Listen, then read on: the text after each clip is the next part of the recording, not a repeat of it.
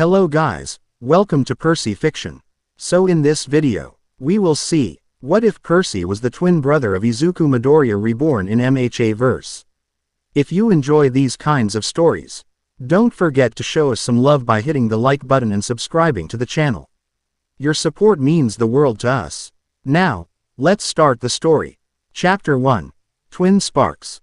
The first time Bakugo shoved Izuku against the roof rail and told him to jump, Percy arrived late by 4 steps and a breath he couldn't seem to catch. Wind skated along the edge of Aldera's rooftop, slicing through his uniform and humming inside the loose bolts of the safety barrier. Bakugo's friends flanked Izuku, all elbows and laughter, the kind that left bruises after it left the mouth. Hero analysis freak, one of them said, pressing a book into Izuku's chest and then letting it fall. Pages fanned like a white flag that nobody here had agreed to honor. Izuku didn't plead. He braced, chin tucked, knuckles whitening around the rail. "I'm not jumping." "Good," Percy said, stepping in. "Because I get queasy when people make dumb decisions on high places." 3 heads snapped his way. Bakugo didn't turn at first. He stood with his shoulders high and proud, eyes on the skyline like it owed him something. His palm buzzed faintly, a small, spitting sound, like fat in a pan. Then he looked at Percy, slow and irritated, as though someone had asked him to read a label on a bottle he already knew contained nitroglycerin. "Water boy," Bakugo said. "Wrong floor." "Funny," Percy said, glancing at the rusted bolt nearest Bakugo's hand. Condensation beaded along the rail, harmless as dew, until it wasn't. He curled 2 fingers, pulling humidity together, tightening it into a clear, hard bead that snapped the bolt head off with a neat, mean ping. The rail jostled. Bakugo jolted back on reflex. No one laughed. The rooftop went thin and quiet.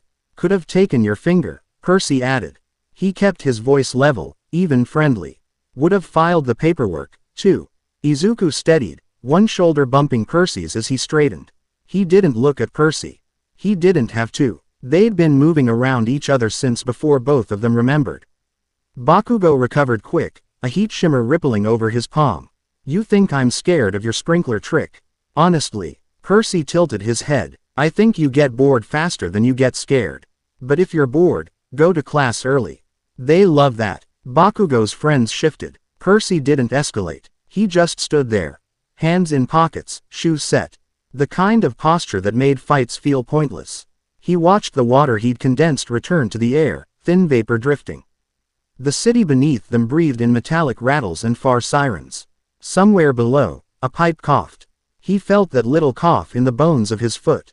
Bakugo clicked his tongue, shot a last glare at Izuku, and stalked for the stairs. "Don't forget to mark your calendars," he said over his shoulder, almost sing-song. "You're both going to cry on exam day." When the door shut, Izuku let his breath out in a rush. He bent, scooping his notebook, smoothing a bent corner as if he owed the paper an apology. His hands were shaking but steadying. "You good?" Percy asked. "Yeah." Izuku nodded, then nodded again. "Yes. Thanks. You didn't have to. I like our roof. I'll defend it against idiots." That got a huff of laughter out of Izuku. A little color came back to his face. He hugged the notebook to his chest. "You felt that bolt." "I heard it," Percy said automatically, then paused. "The metal had hummed." He filed that away. "If we're keeping score, you tank like a pro." Izuku rolled his eyes. "That's not a skill I want to main." They walked the edge of the roof, not close enough to make a teacher yell, close enough to see the city in lines and loops. The air smelled like asphalt and hot noodles from the street cart 2 blocks over. Down on the sports field, someone dragged a bag full of training balls across the turf, every third ball thumping free and rolling away like it had an appointment elsewhere. "I filled out the UA application," Izuku said, trying for casual and overshooting. Check the box." "The quirkless box?" Percy asked gently. When Izuku didn't answer, Percy bumped him with a shoulder. "You checked the honest box." Izuku smirked, small and defensive. "You checked water hydrokinesis," Percy corrected. "Sounds like something you get after drinking from the wrong fountain." "You'll crush it," Izuku said, entirely sure about that and not sure about anything else. "I mean, Your control is way better now. Those drills with the basins and the metronome. Your Shapi, NG's cleaner than half of the licensed heroes of Charted. I think. He swallowed. I think UA needs you. Percy didn't love praise. It felt like a bill that would come due. But when Izuku said it, it landed different. Then they can have me, he said. On one condition. Izuku lifted a brow. No secrets that endanger the other, Percy said. We're not doing that twin telepathy drama where nay of us protects the other by lying badly. Izuku's mouth twitched. I am historically bad at lying. We are historically bad at letting you do it alone, Percy said, and Izuku's laugh this time was unguarded and warm. The kind that made the city feel closer. They went to class. They played it normal. Bakugo went louder in the hallway and then quieter in homeroom, where teachers could hear the future whistling through their teeth and didn't want to be the one who made it swerve. After school, the sun slid behind the mid-rise apartments, and the sidewalks turned into rivers of people. Izuku had his backpack tight to his shoulders. Percy carried his looser, one strap, like a promise he'd drop it if he had to move fast. They took the long way home. Inko made ramen on Fridays. They weren't in a rush to arrive hungry. Halfway through the pedestrian tunnel, a lid clattered behind them. They turned, almost together. The sludge villain made a sound like a wet flag being wrung out. It surged, a glistening bulk filling the tunnel's left side, and then it lunged. Instinct drove Percy's hand up. He pulled moisture out of the stale tunnel air, spun it tight, and slammed a thin disc of water into the sludge's front. Deflection, not split. The creature's flank sprayed across tile, slipping past them and rebounding, seeking a body that would hold shape inside it. Run, Percy snapped. Izuku didn't run. He yanked the emergency hammer from its little red box on the wall, turned it in his hand like he'd practiced with a different tool entirely. Eyes, he said. Do creatures like this have?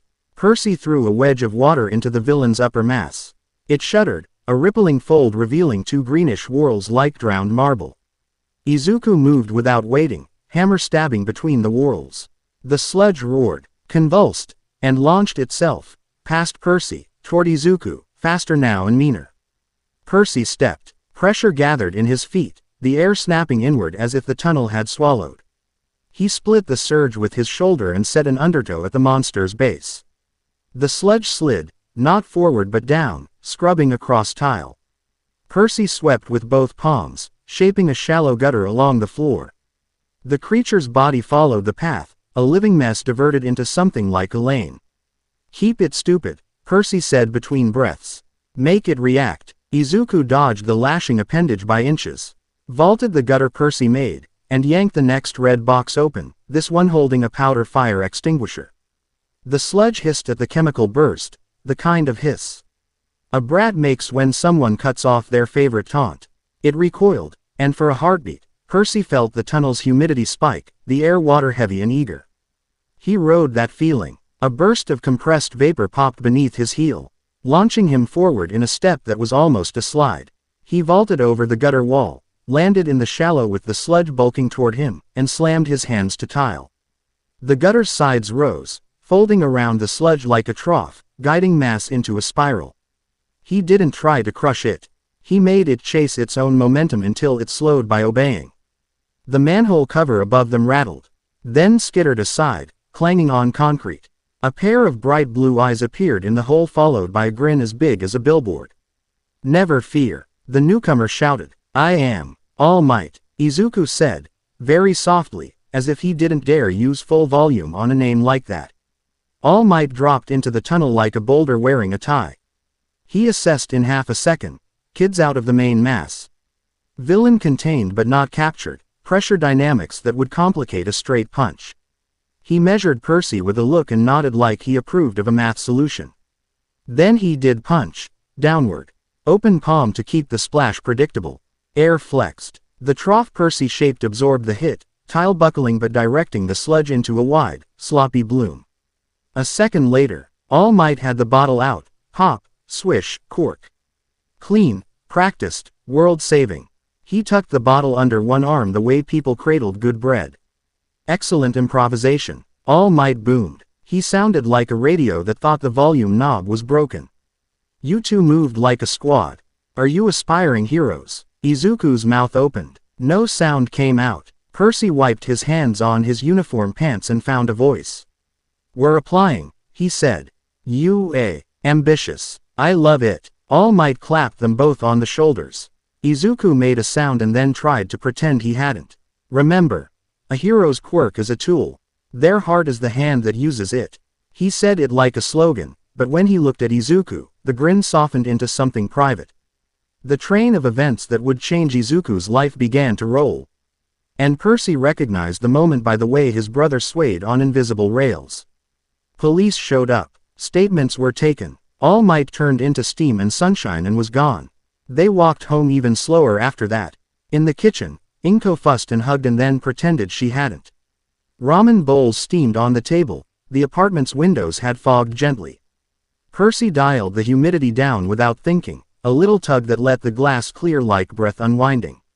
Izuku lost his words twice over dinner, and Inko saved him both times by talking out a sale on scallions that she had absolutely outfoxed. The twins cleaned up. Inko swatted their hands and cleaned up again herself. Later, in their shared room, Izuku sat at the desk, notebook open, pen hovering. He had that look, half prayer, half plan. Say it, Percy said, sprawled on the lower bunk with one arm thrown over his eyes. You're going to pop if you don't. I met him, Izuku whispered. Immediately abandoning whisper rules. All Might. And he said. He looked like. Percy, do you think I could? He stopped, struggling with a knot that hid 3 questions inside it. I want this, even if it makes no sense. Even if I have to break myself and then rebuild the pieces into a new shape. Percy lifted his arm and watched the ceiling. A pipe in the building's wall sent a thin stream of chatter through metal. He could almost hear what it was saying. Maybe he was tired. Maybe he was becoming something that heard too much. You don't break yourself, Percy said. You don't get to. We're not distributing the bill that way. Izuku looked at him, 100 arguments ready. Percy held up a hand. You can fight me later if you want. But not tonight. That was when the tap came at the window. A man in a municipal jacket leaned in the glow of the alley light, laminated badge catching the spill. He was late 40s, neat hair, clipboard tucked under one arm like a well-trained pet. He gave a little wave that made Percy's neck prickle. Apartment leak surveys, the man said when Percy unlatched the window a cautious inch. Recent reports of pressure fluctuations on this block. Quick check. We didn't report anything, Izuku said. Proactive maintenance, the man said. His smile reached his eyes perfectly. That was the part Percy didn't trust. Inko called from the kitchen before Percy could reply. Everything okay? Survey. Percy called back. Oh, come in, then, if it's official, Inko said, already at the door with a dish towel in her hand, because she believed in the basic idea of people. The man stepped inside politely, shoes off without being asked. He glanced around the apartment like someone checking exits, then went straight to the sink. He ran it, watched the stream, eyes flicking in tiny movements that said he wasn't seeing water, he was seeing numbers. He jiggled a pipe under the counter, made a note on the clipboard. His pen never scratched, it glided. Any issues with hammering? He asked. Knocking. Sudden bursts. Normal apartment music, Percy said, too light. Nothing that required a song request. The man smiled again. Good. Stability matters. He finished quickly, left a card on the counter. A little wave logo, Kobe Municipal, Infrastructure Survey Team, a phone number. It felt real. The laminate, the thickness of the card stock. Percy could make fake water. He'd seen real paper faked. This didn't smell fake, but he watched the man's shadow slide down the hall and felt the way it didn't quite match his steps. When the door shut, Izuku said, "You're doing the squint." Professional habit, Percy said, and Izuku snorted at the idea of Percy having any professional habits beyond fixing the apartment's annoyances before Inko noticed. Percy picked up the card. He tapped moisture from the air onto it, watched the ink behave. No bleed. He dried it, set it back. Don't worry, he said, because that's what you saw. It when your brother looked like a storm front in a green hoodie. Izuku rubbed at his eyes. I'm not worried. I'm wired. Sleep badly near me, Percy said. I'll absorb it. By midnight, The apartment had settled into the clean quiet of tired people. Percy lay awake, listening to the slow rhythm of the building. Every pipe had a pulse. The kitchen sink ticked as it cooled. The radiator hissed on a cycle he could almost count. Somewhere far under the street, something larger sighed, like an old beast rolling over. The sound wasn't a sound. It came up through his bones. He got up, carefully, because Izuku had finally gone under. He slid the window up and let the night air fold across his face. The city smelled like rain, though the sky was clean. He reached out, a little, a thread of attention thin as fishing line. Water answered, not from the apartment, not from the alley. Farther, he felt lines, the main under the cross street, the valve that the city closed and opened on Tuesday. Because Tuesday had been maintenance day for so long that no one questioned Tuesday anymore. Beyond that, in the direction of the bay, a pressure he didn't recognize. Slow, tidal, not moving toward him or away. Breathing. He pulled back, hard a rabbit for 3 beats, then a dog who had heard a whistle and refused to fetch. He closed the window, sat on the sill, and stared at the darkness until it stopped feeling like it was staring back. In the morning, Aldera behaved like Aldera. Kids crushed into corridors and manufacturers of future reputation learned to walk like they owned air. Baku. Go through a fresh remark at Izuku, less venom, more ritual. Percy ignored it so completely the remark evaporated on the way to meaning. The teachers made noises about goals and the shape of lives. After school, they cut past the canal. Their canal, the one with the low wall perfect for sitting, the one that carried city runoff in neat rectangular honesty toward the bay. Percy nudged Izuku there, sat, and handed over a convenience store melon soda. Izuku balanced it on his knee like a trophy. Wind skimmed the green water, lifting it into tiny scales that didn't know if they wanted to be fish or light. Okay, Percy said, say the part out loud. The All Might part. Izuku's fingers tightened on the can. He said nothing for a long 10 seconds. Then, if there were a way to be chosen. If there were a way to be worthy. Percy didn't poke the wish. He set his hands on his knees and watched a pair of crows argue over a packet of abandoned fries. If a god showed up and offered you a crown, he said. I'd ask him for 30 seconds to do the math. Izuku laughed, startled. You hate crowns. I hate what people do with them. Percy turned to look at his brother. I'm not saying you're getting a crown, Izuku. I'm saying if someone offers you power, we make sure it fits your head without cracking it. Izuku's breath shook. Then he nodded, serious and simple. Okay. They sat until the sky went soft. A jogger passed. A stray cat tried to make eye contact with Percy and then pretended it hadn't. The canal whispered. When the first streetlights came on, Percy stood, stretched, and thought of forms and deadlines and how many ways a life could change without asking first. He didn't see the camera on the lamppost re-aim by a fraction. He didn't hear the quiet chime inside a room, miles away where a man in a dark suit sorted pings from noise.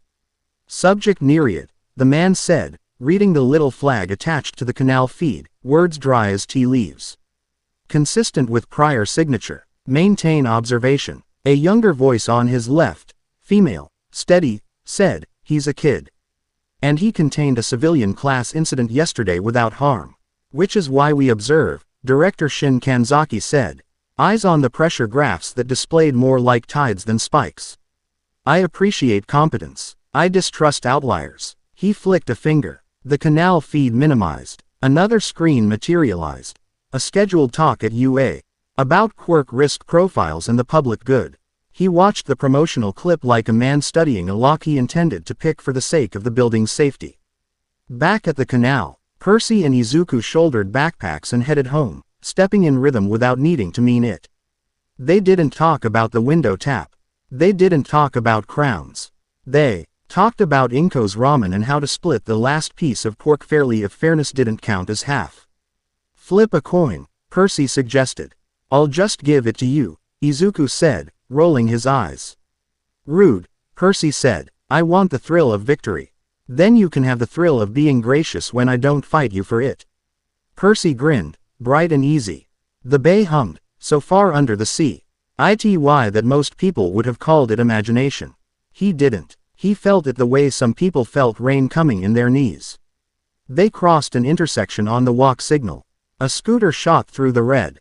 Percy snagged Izuku's sleeve and tugged him back with an undertow step so small it looked like surprise. The scooter's wind tugged their uniforms and was gone, the rider yelling apologies that didn't know how to mean it. "See," Percy said, "we need both of us to get home." Izuku stared at the empty road where they would have been. Then he laughed, not because anything was funny but because the alternative had too much shape. "We really do." They made it to the apartment just in time to be useless with chopsticks as Inko arranged bowls bigger than reason. The apartment windows fogged. Percy dialed them back. Like always, the building murmured in pipes and whistles. Under everything, the city breathed with them and not with them, indifferent and intimate. On the counter, the card from the maintenance man lay face up, catching the light. Percy put it in the drawer with the batteries and rubber bands and hands of old playing cards. He shut the drawer gently, as if hard-closing would make something choose to be true. He slept, finally, with the kind of sleep that started a second after you told yourself you should stay awake. In his dream, the bay wasn't water. It was a heart pressing its beat into stone. He stood on a shore that wasn't a shore, and someone said his name without language. When he woke, the echo faded like sound in a big room. Izuku snored softly on the top bunk. Dawn scraped gray over the window, threw a line of light across the desk, split the room exactly the way a problem splits when you realize it has two parts. Percy rolled to his feet. He didn't write anything down. He didn't have words for the feeling, and he disliked writing down things that wouldn't hold still. "Ua," Izuku mumbled into his pillow. "Ua," Percy agreed. The city's pipes knocked once. Crisp and hollow. A kind of yes, or a warning, or just Tuesday arriving with its toolbox. They left together. Chapter 1 end. Chapter 2. Break the gates. UA's gate didn't feel like a gate. It felt like a dare. Students swarmed the plaza, 100 little suns orbiting their own gravity. Percy and Izuku moved in step through the turnstiles, admission forms tucked like talismans. The morning air hung with nervous chatter and the candy-sweet sting of energy drinks. Loudspeakers clicked. Present Mike's voice poured over everyone like confetti and instructions at the same time. Izuku kept doing the thing where he checked his pen for the 9th time to make sure it still existed. "Written first," he said, as if reading a spell. "Then the practical." "Good," Percy said. "Order prevents chaos, or at least schedules it." The written exam sat them in rows that hummed with pencil scratches and silent panic. Percy breathed and let the questions come in shapes. Law flowcharts, hazard hierarchies. Use of force matrices. Nothing required poetry. He liked that. He answered steady and didn't watch the clock because he already knew what it would say. When they met in the corridor afterward, Izuku's face said he'd lived through a hurricane and wound up with someone's umbrella as a souvenir. "Fine," Percy said before Izuku could spiral in front of a vending machine. "You were not allowed to feel bad about doing well." "I didn't." "You did." Izuku scrubbed at his hair, gave up, and laughed once. They filed toward the staging yard with the others. Bots thudded past on forklift pallets. Limbs bolted in half poses. Present Mike's hype rolled on. Points. Time limit. 0-pointer is an obstacle, not a target. The exam city rose ahead in blocks and intersection. S and alleys so cleanly designed it almost looked fake. Sprinkler heads dotted awnings. Fire mains crouched behind glass. Percy's nerves settled the way they always did when the map made sense. A girl bumped Izuku's shoulder. Short hair, gravity in her eyes, a smile that belonged to someone who could talk you into doing the right thing without admitting you needed convincing. "Sorry," she said, grabbing her pace. "And, thank you, in advance if you, sorry again." She ran on, light as intent. Izuku stared after her like he'd just remembered how conversation worked and was too late to audition. "Focus," Percy said, grinning. "We can gossip after we survive." "Right, survive." They split at the line markers, examinees distributed into different mock districts. Percy bounced on his heels once, loosening edges he didn't need. The signal light strobed down to green. No starter pistol, just Present Mike yelling, "Go!" Like a festival announcer who loved chaos more than fireworks. Percy didn't sprint. He threaded traffic, eyes reading the city like a problem set. Where lines crossed, where shadow meant maintenance alcove, where humidity pooled. A two-pointer clanked around a corner, camera eye ticking left. He slid in low, snapped a thin disc of water under its ankle joint. The disc collapsed as it cut, not steel but the grit packing the joint, grind in reverse. The bot stumbled. Herc. Y stepped and rammed a wedge of pressure into a panel seam. The arm went dead. He planted a palm on the chassis and pushed, guiding the bot into a tidy collapse that didn't threaten anyone's legs. Points. Present Mike hollered over loudspeakers.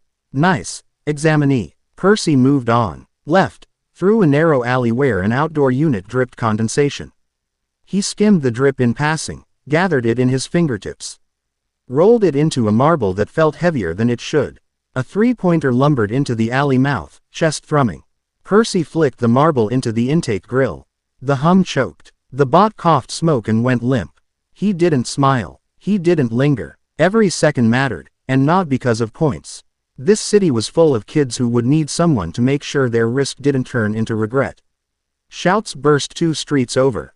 He glanced up. On the exam's mock main street, a zero-pointer's silhouette rose like a building having second thoughts. Not a target, an obstacle. The thought steadied him like a wall under a hand. He cut under a pedestrian bridge and nearly collided with a girl in a red sash hauling a wounded boy with a busted ankle. Need lift? Percy asked. She considered the correct answer to an exam question that had no correct answer and nodded. He pulled water from a decorative fountain that had been placed for aesthetic but served function just as well. It rose obediently, curving into a shallow litter that hardened under pressure like flexible glass. The girl eased the boy onto it, and Percy pushed the construct with 2 fingers, letting the weight sit in the water rather than his back. Name? She asked, because this was also a hero drill. Percy. Maple, she said, breathless. Thanks. He steered them to the med tent without taking his eyes off the streets. A cluster of cameras watched from the top of a building across the square. One lens had a different glint. He felt it like a point of heat on his skin and filed it away. Back in the grid, the bots came quicker. The exam tuned itself to the room. Percy learned it like a dance partner. When he took 3, the next came from his blind side. When he ignored 1, it circled to punish him for triage. He snapped a hydrant cap and fed a thin river along the curb, letting it tease under robot feet until the traction failed at the worst possible moment for them and the best for everyone else. He was mid-turn when a crash slammed the breath out of the street. Screams spiked. Dust geysered up over the far block where the zero-pointer's hand had introduced itself to a building's second story. Izuku. The thought leapt his mind like a spark to dry tinder. He didn't run just because it was his brother. He ran because he knew the streak of choices that put Izuku near people who needed saving. He rounded a corner and found the scene in slices. A fallen slab, a trapped examinee, the girl from the starting line, staring up at a shadow bigger than most apartment blocks. Izuku braced under one edge of the slab like a person arguing with physics. He wasn't strong enough. Not alone. He was still Izuku. Clever, reckless, generous to his own hurt. Percy didn't shout, didn't waste a single syllable. He flooded the crack under the slab, shoved pressure along the plane so the rock lifted not by brute force but by 1,000 tiny hands inside the stone. Izuku felt give and shifted his stance automatically. He didn't need coaching to use a moment. Then he did something Percy had never seen him do. Izuku stepped into himself, eyes flaring with a decision that rang louder than the metal around them. He drove a fist up like he'd been built for it his whole life. The slab flipped. The shockwave licked Percy's teeth and snapped flags on storefronts. The zero-pointer paused, surprised on a mechanical level that probably didn't include wonder. Izuku hung in the air a blink too long, every ligament in his arm announcing how bad an idea this had been. Percy killed the fall. He threw a burst of vapor under Izuku's back, a soft punch of air that turned a bone-breaking drop into a stupid landing. Izuku hit on his side, rolled, and groaned, definitely injured. But cursing under his breath and alive in the most important ways. The girl he'd saved scrambled free, eyes wide, hands skittering like she wanted to clap and couldn't make herself do it in case it was the wrong time. She stammered. Thank you. Sorry, thank you. Izuku tried to say something brave. What came out was half words and a grin that meant everything anyway. Percy looked up at the zero-pointer. He didn't need to fight it. He just needed it to stop stepping on children. He inhaled, felt the ring main under the street, and yanked. Water roared from a manhole in a column. Chi snapped into a crescent above the bot's knee. He didn't try to cut metal. He redirected mass. The crescent slammed, pivoting the bot just enough that its next step landed into the hole where the manhole cover had been. The machine's weight wedged into the edge, stuck, servos whining in frustration. Percy let the water fall and immediately siphoned it into the gutters, clearing the street so med staff wouldn't have to wade. Present Mike's voice went almost reverent for a full second before the showman returned. Textbook hazard management from examinee 275. Do you see that flow control? Incredible. Percy didn't hear him. He was kneeling, hand hovering over Izuku's forearm. The wrist had already ballooned. Izuku's mouth had turned into a single line that meant "Don't make me leave." "Ambulance caught or you're failing the only test that matters," Percy said. Izuku glared, then nodded. "Tiny. Yeah." The girl with the short hair hovered on the edge of the picture. "We should get him to recovery, girl," she said, as if this were a team decision they'd all already agreed to make. "If that's okay." Percy looked at her properly because she had the exact same tone he used when he didn't want people to waste time. "It's okay," he said. "Thank you." She stuck out a hand to Izuku. "I'm Uraraka. I can make you lighter if you need." "Midoriya," Izuku managed, dazed, charmed, pained. "And, yes, please. That would be great." They got him moving. Uraraka touched his shoulder, said something calming in a way that didn't pretend everything was fine. Percy followed, making sure E Street stayed dry and the zero-pointer stayed wedged. He felt a camera follow his shoulder blade like a finger tracing a line on a page. He didn't turn around. An exam drone dipped low as they cleared the field. Higher up, in a glassed-in room, a woman in a support course jacket watched a tablet scroll with live telemetry. Kaide Sato tapped the screen twice, zooming in on the pressure spike. Chi had accompanied Percy's gutter maneuver and the undertow cushion under Izuku's back. The curves didn't behave like ordinary hydrokinetic output. They obeyed, but they sang on their way to the numbers. She glanced at her handler, an older man in a suit whose attention never fully left the main display. "Director," she said, "Subject Nereid is not only force efficient. He's choosing collateral files that would pass a professional audit." Director Kanzaki didn't smile. He didn't do unnecessary expressions. "So he understands cost early," he said. "Good. Or dangerous. Both live in the same house." Kaide folded her arms, uncomfortable with how easily those words could love either outcome. Down in the fake city, Percy kept his head down and his pressure even. With Izuku off the field, he burned through the last minutes like a tactician feeding small fires into bigger ones so they'd starve each other. He dragged a hose line through an alley, flipped the nozzle to fog to obscure camera. Watching a group of examinees who looked like they were about to panic, then cut the flow to keep the slip risk near zero. He let the bots see him when he needed them to chase him away from someone else's bad luck and made himself vanish when showing up would have given points that didn't belong to him. The final horn blared, students sagged, someone whooped, someone else sat down right where Hay stood and stuffed their face with a protein bar like it had personally wronged them. Percy found the med tent by the cluster of relieved breathing and antiseptic smell you could pick out of a lineup. Recovery girl leaned over Izuku with that brisk kindness that made you sit up straighter. Percy's chest unclenched an inch when she turned away from Izuku to scold someone else. "Nothing fatal, Zhu." A cleanup of a risk that had dared to think it could be permanent. Izuku flexed his fingers, wincing. "I might have overdid it. You broke a slab," Percy said.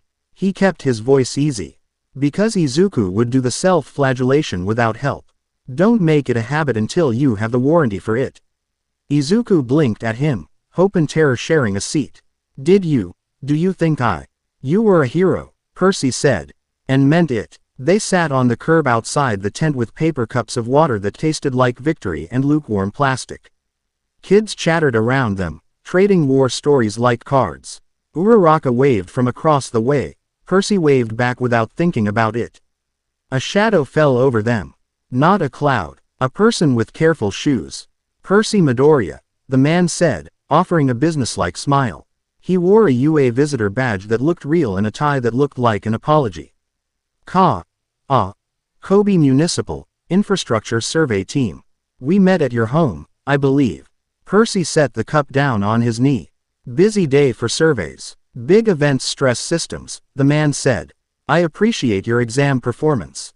Excellent flow discipline. He tipped his head toward Izuku, softened half a degree. Your brother shows admirable courage. Izuku stiffened. Percy kept his face the way he kept his water, calm on top, currents below. Thanks, he said, as if the man had commented on the weather. We're waiting for our bus. Of course. Congratulations in advance, the man said, so politely it felt like nothing had happened at all. He left as if he'd been dismissed. Izuku watched him go. You're doing the squint again. Documenting the weather, Percy said. Results came 3 days later. They opened the envelope together because it felt wrong to split the moment. The hologram sprang from the card. Present Mike bursting into their room as if he'd paid rent. You too, he shouted in stereo that somehow didn't echo. Welcome to the hero course, baby. Points for days. Rescue points like a charity drive. Midoriya Izuku, Midoriya Percy, UA awaits. Inko cried. Then she laughed at herself for crying. Then she cried again because she was laughing. Percy hugged her so hard she wheezed and then rescued her with a glass of water, which got him scolded and thanked in the same sentence. Izuku sat down on the floor like the news had politely removed his bones. When Inko called Andy to spread the good noise, Percy took the acceptance card and turned it in his fingers. The hologram winked out. The room felt suddenly ordinary, which was a relief. He liked ordinary. Ordinary let you see the edges of trouble before it started showing off. The landline rang. Inko grabbed it with a smile that assumed telemarketers were just people having a rough day. She listened, frowned, and covered the mouthpiece. Percy, dear, a Mr. Tsubaki is on the line. Says he's with the Hero Public Safety Commission. Wants to congratulate you. Izuku's eyes shot to Percy's. The weight of the word sat between them. Percy took the phone. This is Percy. Mr. Midoriya, the voice said. Smooth, practiced, friendly on the surface with iron underneath. I'm reaching out, on behalf of the commission to commend your performance. We noticed your composure and your flow control. As you begin your studies, we offer select students a development track. It includes equipment, support and scenario access beyond standard curriculum. What's the price? Percy said, as if he'd been offered a used car. A chuckle. We ask for data sharing. To better understand your ceiling. To better protect you from exceeding it. Percy looked at Izuku, who watched him like people watch fuse lines. I appreciate the offer, Percy said. Right now my priority is learning from my teachers and carrying my own tools. If that changes, I'll call you. You don't have my number, the man said, still pleasant. You called my house, Percy said. I have caller ID. A pause. Prudent, the man said. We like prudent. The line clicked to dial tone. Percy set the receiver down and stared at it like it might decide to be a snake. Izuku exhaled slowly. You're not going to tell Mom? Izuku asked. I will, Percy said. When I can do it without making her worry about the part that hasn't happened yet. Izuku nodded like that was fair and also maddening. We keep each other from doing dumb things. Yeah, Percy said softly. We do. Night sat easy on the apartment after the adrenaline drained.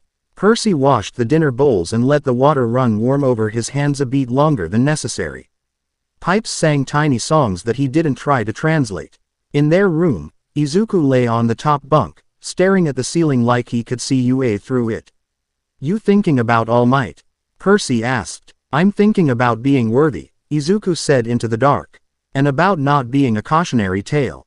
Make a list, Percy said. We'll burn the parts that don't fit.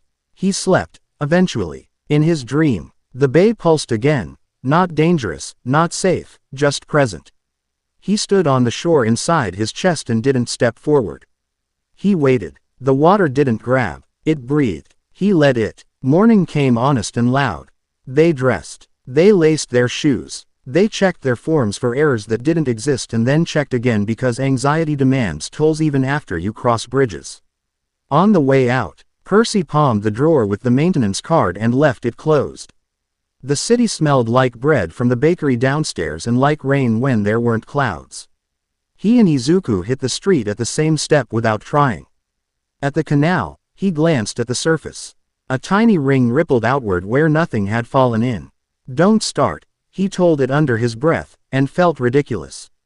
And laughed at himself. Izuku looked sideways. "Talking to your element. Negotiating," Percy said. "We'll get to that chapter later." They didn't know director Kanzaki had watched the acceptance list populate like a chessboard. He stood with a hand on the back of a chair he rarely sat in and said, "To no one, welcome to UA, subject Nereid." He sounded pleased and weary. Like a man welcoming a storm he thought he could fence. Kaide Sato, 2 doors down, looked at the still of Percy catching a falling brother with a cushion of air and wrote a single line in a PR. "Ivat file. Prioritizes safety over spectacle. Watch for pressure spikes near bay."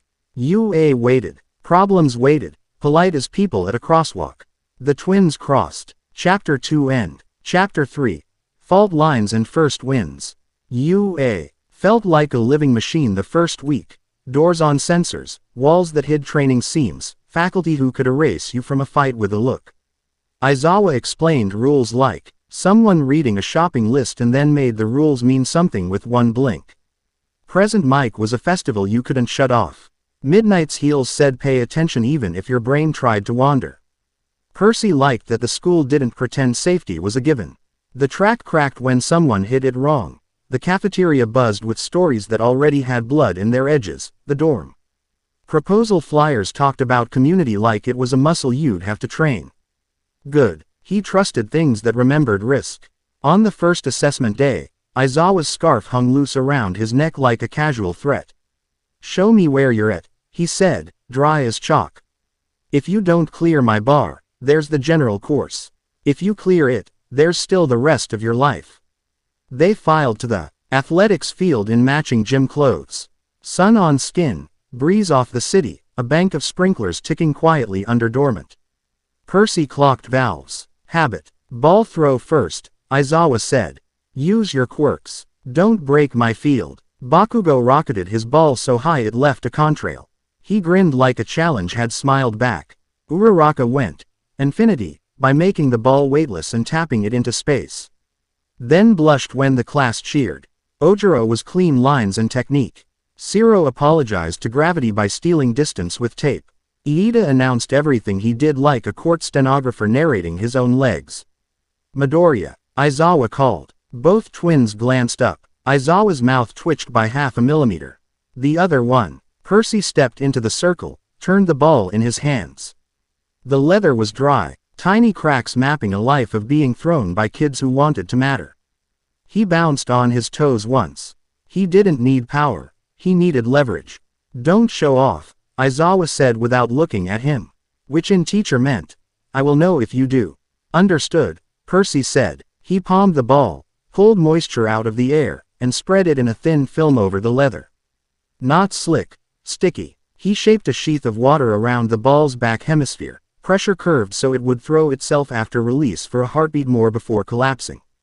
He wound up, not big, and snapped through with his whole body. The ball jumped out of his hand with a sound like an idea catching fire. Mid-arc, the water film yanked itself in a curve, adding a sly tug on the tail. The ball didn't fly farther, it flew smarter. Cutting drag. Then, at the far edge, Percy curled 2 fingers.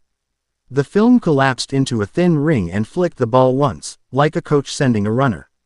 It landed deep in the field beyond where most had hit, not ridiculous, just rude to the curve.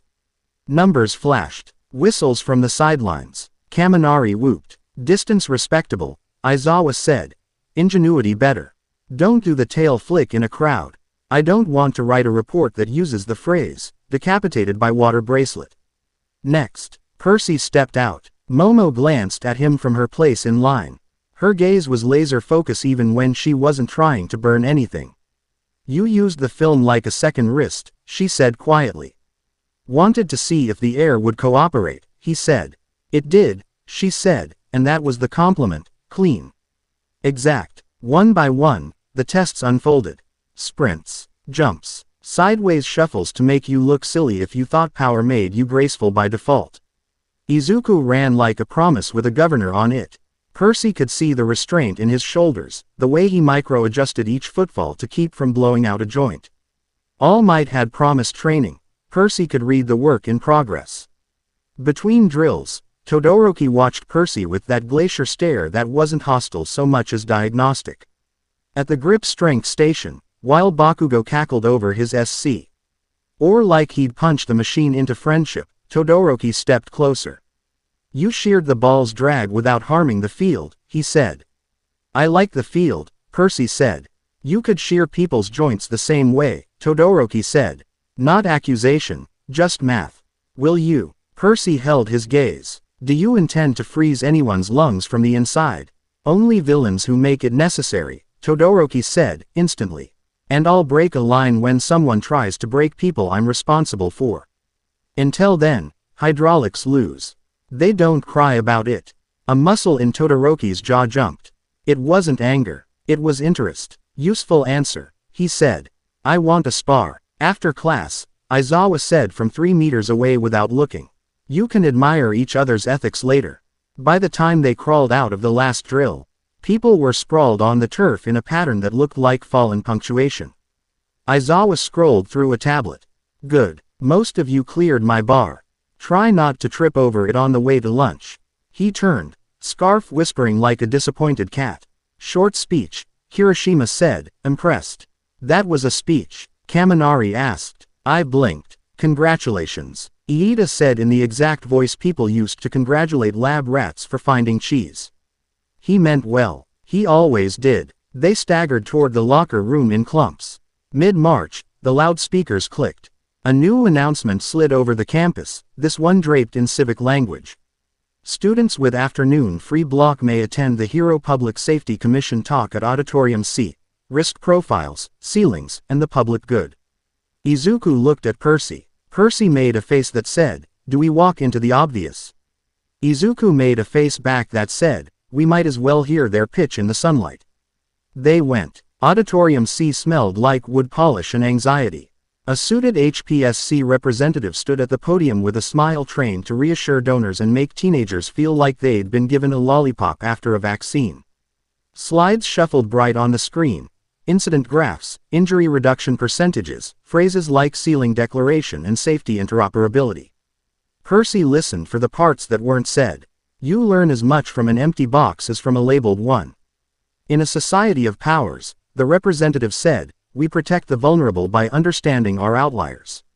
A declared ceiling isn't a shackle, it's a seatbelt. Beside Percy, Momo leaned forward, attentive. Her questions didn't show up on her face, they sharpened in her shoulders. During Q&A, a third year with lightning scars on his forearm stood. If a ceiling is declared on a quirk that evolves, who updates the ceiling? He asked. The wielder or the commission? The wielder in consultation with licensed evaluators, the representative said smoothly. And if they disagree? Momo asked, voice clear enough to carry without sounding like a challenge. Then we err on the side of public safety, the representative said. He smiled again, the smile you give when you've learned to make a sentence sound like it contains an answer. Afterward, in the crush by the door, Percy spotted Kaide Sato near the exit. Support course jacket, tablet, she almost blended, cheerful, competent, forgettable on purpose. When their eyes met, she didn't flinch. Hey, she said, easy. You're the canal guy, hydration enthusiast, Percy said. And you are, Kaide, she said, support course. I sketch gear you people break. She offered the tablet halfway like a joke, like he could take a look or not. On the screen, a modular gauntlet with pressure retention collars. The design was smart. Valve logic in a wearable, detachable damping rings that could be swapped mid-fight. No HPSC stamp. No serial. Open lines like a public domain diagram. I keep losing press. Your profiles when I switch from wide to narrow output, she said, as if asking a peer, not baiting a test subject. What's your loss curve look like? Depends on ambient humidity and how loud the city's breathing. Percy said before his brain could edit. He caught himself. I aim to waste as little as possible. Same. she said. If you ever want to tinker, my bench is friendlier than it looks. She didn't push. She let the offer sit like a wrench left on a table. Percy nodded because she'd earned a nod by not trying too hard. Back in the corridor, Izuku bumped him with a shoulder. Support course collaboration, he said. Teasing. Gears a conversation, Percy said. Sometimes it says what people won't. Afternoon brought rescue basics in the indoor pool. The water was cold enough to sting. 13 floated like a moon and briefed them without making it dramatic. People in water panic. Your job is to teach physics to fear. Suyu nodded with solemn approval from the lane line. They ran scenarios. Panicked victim thrashing, submerged obstacle, limited visibility. Percy didn't dominate, he anchored. He let Zero take point on a pull since tape outran water on feedback speed. He calmed the surface with microwave canceling so Uraraka could find footing without wasting ankle strength. He kept Bakugo from boiling the pool by snapping pressure against detonations. Redirect, don't negate, like always. Team first, 13 said, marking something on a tablet. Keep that. After showers, Aizawa intercepted Percy and Izuku outside the locker room with all the fanfare of a post office clerk. You and you, he said, crooking a finger. Training Hall 2. Spar. Against who? Izuku asked, already bracing for the worst kind of lesson. Each other, Aizawa said. And then Todoroki, if you survive. I want to watch the way you make choices. Training Hall 2 was an empty box with good acoustics and better floor shock absorption. The class filtered in anyway because, if there was a spar with Todoroki on the menu, people would find a way to be nearby without admitting they were there. Aizawa twirled the end of his scarf absently. Parameters. No head hunting. No bone breaking. Win by immobilization or by making your opponent yield out loud. Begin. Izuku flexed his hands once, eyes scanning for angles, already building roots. Percy shut the noise out of his head, not Izuku. Not the gallery, and listened for the room. The vents sighed. The sprinkler system clicked. The pipes behind the wall whispered like someone telling the same secret too many times. Izuku moved first, not a charge but a feint. He gave Percy half a look at his left shoulder, then darted right, low. Percy skated backward on a thin film of water that didn't exist until his foot asked for it. Izuku switched high, then cut back, trying to catch Percy on a reach.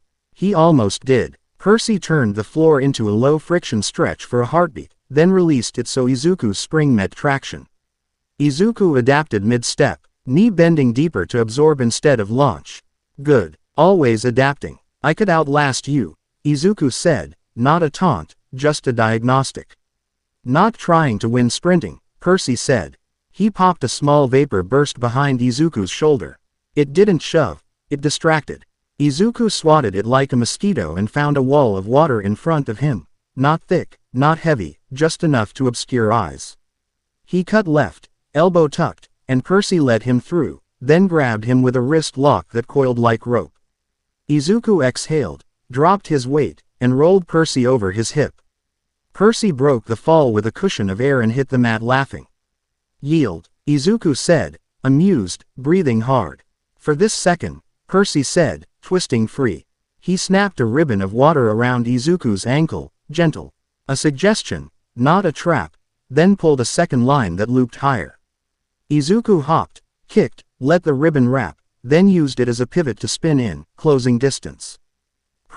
Sai had to make a choice, release or catch a shoulder.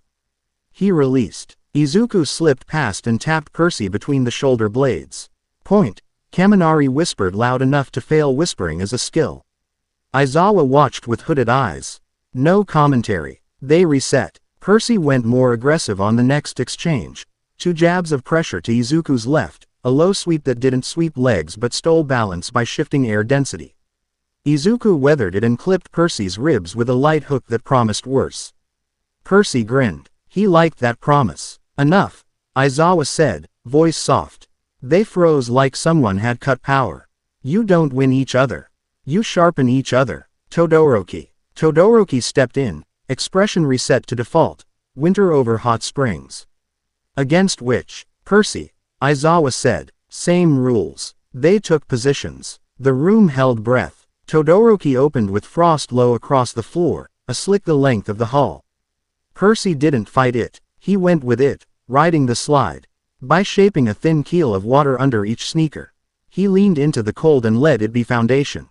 Todoroki's eyes narrowed a fraction. He ramped temperature down hard enough that the room's metal popped. Percy felt the pipes complain and eased pressure off the ones that would crack first. No points for winning with a burst sprinkler. Will you avoid heat? Todoroki asked, almost conversational. As he lobbed a clean pane of ice at knee height. I'll avoid being stupid, Percy said, ducking. He snapped a microjet to shatter the pane. Not to knife shards, but to slush that hit the mat like cold sand. Todoroki switched. A sheet of ice lifted Percy's left foot mid-step. Percy took the gift, rolled into it, and used the momentum to sling a loop of water around Todoroki's right wrist. Todoroki melted it on contact with a breath of heat on the scarred side that tasted like decision. The class made that collective sound people make when a choice lands.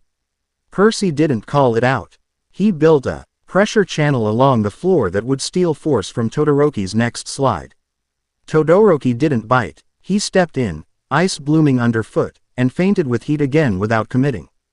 They circled. No fireworks. Just lines and answers. Why won't you cut? Todoroki asked in the third minute, like you ask about weather patterns. You could sever tendons with the precision you showed on the throw.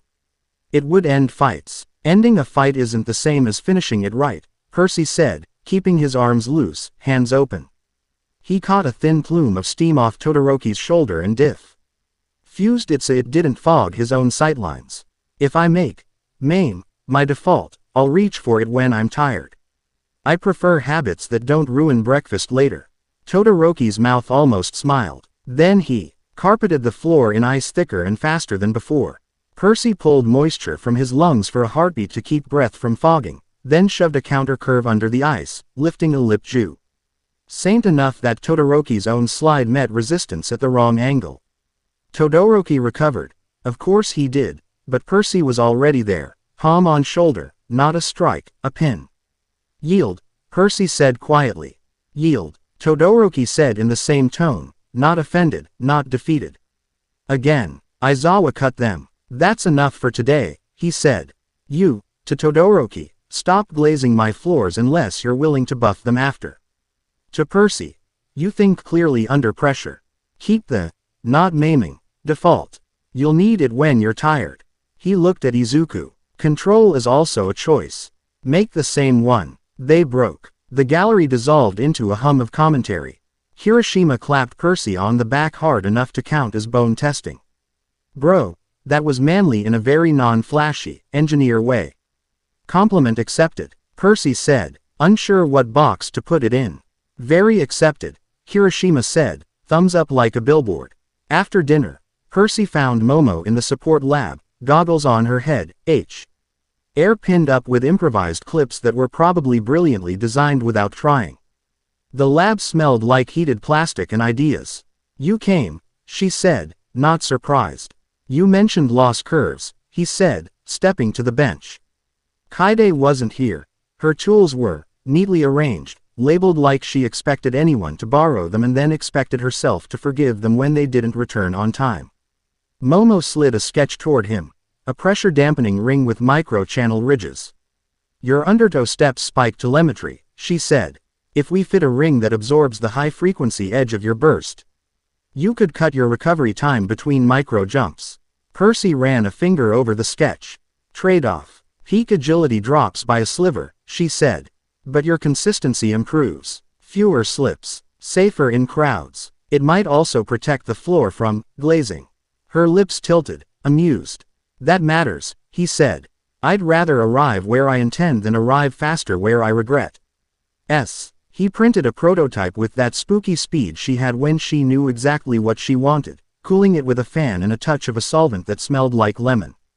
When she handed it to him, their fingers bumped. Static snapped. They didn't comment on it because commenting would make it a thing. He slid the ring onto his wrist. It sat cool, like a promise to behave. Test, she asked. He crossed the lab, set a shallow pool on the floor out of a bucket, and stepped. The undertow burst hit smoother, the second step landing without that little skid that had tried to embarrass him in the spar. He looked at her and couldn't keep the grin off his face. It's like putting felt on the bottom of someone's chair so they stop screaming on tile. Practical and kind, she said.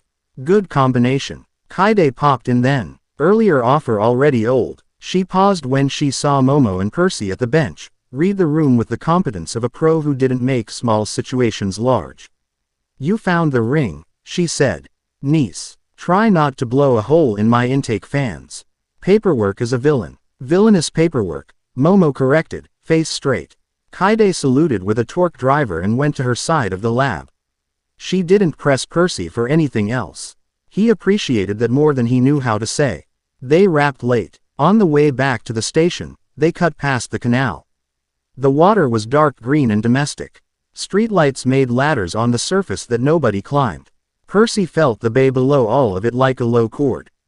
Not invitation. Not warning. Presence. Do you ever get used to it? Momo asked, hands tucked into her sleeves against the breeze. Being inside the city's circulatory system. He considered. I don't think I want to get used to it, he said. Familiar. Sure. Complacent. No. That's a good line to keep, she said. She stopped at the railing, looked at the water like it was an equation with people inside. You were gentle in the spar. He leaned on the rail, shoulders touching in the way two people stand when they don't have to move away. I practice the way I want to default, he said. If I make harm my easy option, I'll find it harder to be better when it's hard. She turned that over with the same focus she gave circuit diagrams. I like that, she said. I'm going to borrow it and pretend I thought of it. Take it, he said. I didn't patent it. They fell quiet. A scooter buzzed somewhere behind them, then faded. A cat did the thing where it pretended not to care and also wanted to be fed by a stranger. Momo bent and scratched its head without dignity. The cat accepted this with the full gravitas of royalty. Footsteps approached from the bridge. The man from the maintenance visit, Mr. Kobe Municipal, strolled into the streetly. Geit's circle like a coin rolling into view. He didn't break stride when he clocked them. Evening, he said. Momo straightened. Percy nodded once. Evening. Good first week, the man said. You adapt quickly. Are you here to check a valve? Percy asked. Always, the man said. City never sleeps. He glanced at the canal, then back. You'll hear things sometimes that other students won't. Don't mistake that for being chosen. It's just a different job. He stepped off the curb and kept walking. Percy watched him go until the dark took him, and then a bit longer. Friend of yours? Momo asked, tone featherlight. Acquaintance with good stationery, Percy said. He forced the tension out of his shoulders. Let's call it. Back in the dorm common area, Izuku had his notebooks spread like altars. He looked up with that bright, wrecked smile, tired, alive, full. How was the spar? Frosty, Percy said. We learned and didn't die. Good curriculum, Izuku said. He tapped a page. I think I can stabilize my output if I think about it like current instead of explosion. If I. Tomorrow problem, Percy said, nudging the notebook closed with a knuckle. Tonight we celebrate surviving Aizawa's first pop quiz. They made instant cocoa with water. Percy pretended he didn't heat by bullying the kettle into cooperating. The dorm windows fogged. He turned them clear. The building. G hummed with the murmur of students reviewing, gaming, flirting, calling home. Somewhere past all that, the bay breathed in a rhythm Percy had stopped trying to deny he could feel. He put the ring Momo had made on his nightstand, next to a folded class schedule and the maintenance card Inko had stashed that he now carried like a talisman he refused to admit was a talisman. Fault lines, Izuku said from the top bunk in the dark. Yeah, Percy said. We hold them. We tie them. We brace them. We don't pretend they aren't there. Silence for a stretch. Then Izuku. We're going to be okay. Not always, Percy said into the dark. But enough. He slept. In his dream, he stood under the city with his hand against a door that didn't look like a door. It opened a centimeter, not more. The water behind it didn't rush out. It waited, as if it wanted to see if he'd flinch. He didn't. He let it know he was there, then took his hand away. Morning arrived with honest light in the alar. Percy forgot to hate because hating it didn't help. Another day, new drills, people to keep safe, people to argue with, People to learn from. On the commissioner's office screen, Kanzaki watched a replay of Percy pinning Todoroki without hurting him and typed, "Subject Nereid prefers control over dominance. Adjust approach. Stability framing. Engage through public good narrative." He saved the note without smiling. Kaide Sato highlighted a different line in her file. Nearby resonance heightened during low ambient humidity. She underlined it twice and added, "Do not run capture. Observe." Percy didn't know any of that when he laced his shoes and headed out. He knew the campus was bright, that his brother's grin ran on courage, that the ring on his wrist made his steps feel like answers, not risks. He liked those odds. Chapter 3 End. Chapter 4. USJ. Storm in the Glasshouse. They called it the Unforeseen Simulation Joint, which was exactly the kind of name a committee would invent. For a place where everything breaks on purpose. The dome curved over them like a glass sky. Terrain sprawled in careful chaos. Burnt-out buildings for fire rescues, a landslide zone, a collapsed viaduct. And the flood sector with a steel catwalk and a ferry boat parked in a pool big enough to make the city's canals jealous. 13 floated near the entry, fingers steepled, suit gleaming under the lights. "Today is about controlled chaos," she said, voice amplified but gentle. "We practice restraint and triage. Every quirk has a cost. Your job is to spend wisely." Percy liked 13's idea of heroism, calm, surgical, compassionate. He let the dome's humidity map itself in his head, a soft overlay, higher over the flood zone, thin over the fire city, moving in invisible lanes where ventilation fans pushed. Aizawa adjusted his scarf, eyes half-lidded. "Stay close. If I say run, you run. If I say fight, you fight. There won't be a pop quiz. There will be consequences." They filed down the stairs toward the central plaza. The dome hummed like a throat clearing. Then reality ripped. It started with a shimmer in the air, an oily light pooling at the base of the central fountain. A figure rose out of it, tall, precise. The shape of a man in a suit obscured by writhing mist. Kurogiri. Percy had watched the League in late-night cautionary reels. He knew the footage. Footage didn't carry the chill that hit when the mist looked back. Behind Kurogiri, portals coughed villains into the plaza, all the scruffy edges and hungry grins that came when people convinced themselves they were the exception to the rule that people mattered. A hulking, bird-headed thing loomed in the rear like a nightmare borrowed from a different genre and duct-taped here. 13's posture sharpened. Aizawa spoke once. "Form up." Nobody screamed. That was the thing that stuck with Percy later. The class tightened like muscle. Ida's hand snapped up in crisp angles. Momo and Jiro met eyes and started an unspoken count. Bakugo smiled like someone had finally brought a problem worth chewing. Kurogiri inclined his head. "We are here for All Might," he said, polite as a maitre d'. "We were told he would be present." "You were told wrong," Aizawa said, scarf already unlacing from his neck like a living thing. His eyes flashed dry and red. "Students, contingency plan." Kurogiri's mist spread, a carpet of night laid over fake stone. It curled around ankles, tugged at gravity. 13 moved to counter, but Kurogiri split himself, doorway after doorway blooming at the class's feet and under. Elbows and where the next step was supposed to go. The world yawed. Percy felt the switch the moment before it flipped. He grabbed Izuku's sleeve and Momo's wrist with the same hand, yanked, and drove. A burst of vapor under their feet. Tiny push, just enough to alter the arc. The floor vanished. The dome reset around them with water, metal railings, and the taste of chlorinated depth. They landed on the ferry deck in the flood zone. The boat rocked hard under the triple hit, knocked into the pylons with a hollow clang. Tsuyu surfaced 2 meters away in a neat arc, eyes blinking water calmly. Mineta bobbed behind her with panic already eating his structure. Percy rolled to his knees and counted. Izuku, Momo, Tsuyu, Mineta, and himself.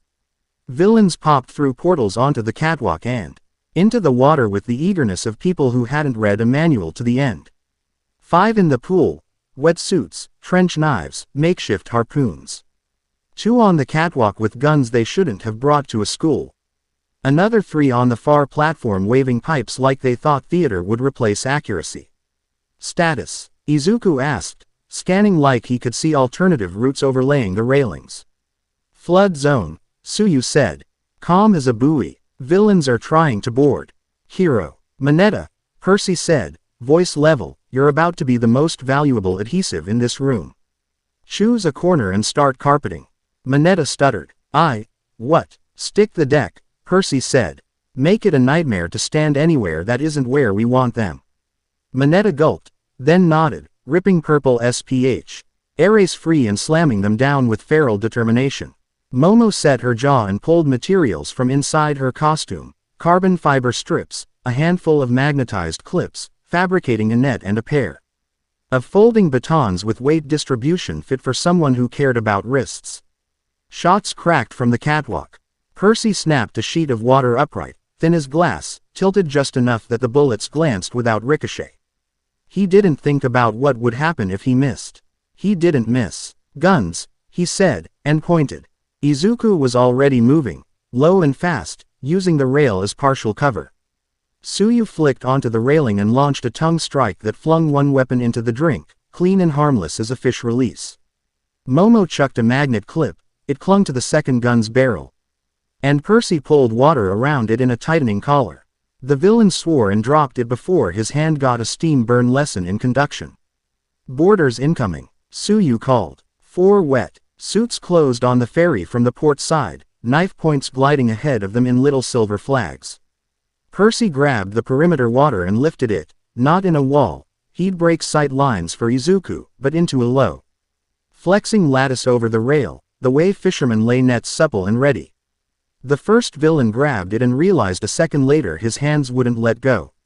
The second dove under, met Tsuyu's knee in his throat, and reconsidered career choices while retching on the surface. A spear streaked for Mineta. Percy didn't stop to think about fairness. He snapped a column up and bent it mid-flight. The spear carved water and thunked into the ferry mast with a vibration that sang through the deck ropes. Mineta yelped, but his hands didn't stop. The adhesive field spread like a purple minefield, ugly and perfect. Can you get us to the catwalk? Izuku asked, breath controlled but tight. We need height. Percy checked distances, weights, panic vectors. I can make a ramp. Slippery for them, grippy for us. Momo tossed him a coil. Anchor points, she said. Give your ramp spine. He latched the magnets to the ferry rail and catwalk strut, then sculpted a ribbon between, curved, low-banked. Textured with microscopic ripples that would act like treads under their soles. Go. Izuku sprinted first. Percy kept his hand just flicking, twitches to cancel vibration waves, steering eddies away from the ramp. Tsuyu bounded after Izuku, long legs turning into clean arcs. Momo followed, batons out, eyes up where problems came from. Mineta clung to the ferry with both hands, ready to be shield or surprise. A villain popped onto the ramp from a portal mid-span, knife flashing. Izuku didn't pull back, he planted, slid forward on the water's skin like he'd grown up in a rink. And shoulder-checked the man into a kneel. Percy skimmed the ramp's surface under the villain's foot and removed friction. The man's balance betrayed him. He slid, legs bicycling nothing, and Percy rotated the ribbon so it became a gentle shoot. The villain hit the deck and stuck. Mineta pumped both fists in a victory that looked like panic in a party hat. On the catwalk, the 2 remaining gunmen went for range. Momo's baton took one across the wrist with a crack that sounded decisive. Izuku swept the second with a low kick that translated weight into surrender. Tsuyu tied someone to the rail with a rope that had, until a second ago, been the ferry's mooring line. Percy was proud of all of them for not being idiots about how good they were. Then the dome shook. You don't hear the diff. Rents between a quake and a giant thing landing until you've done both. This was landing. The zero trouble hush that follows insult rolled through the flood sector first. Percy glanced up to see the Nomu's silhouette far across the plaza. A shape trudging through zones like they were inconvenient puddles. He felt the pressure of its presence in the air, a dissonance the fans couldn't damp. Problem class, Momo said under her breath. An extra credit, Izuku said.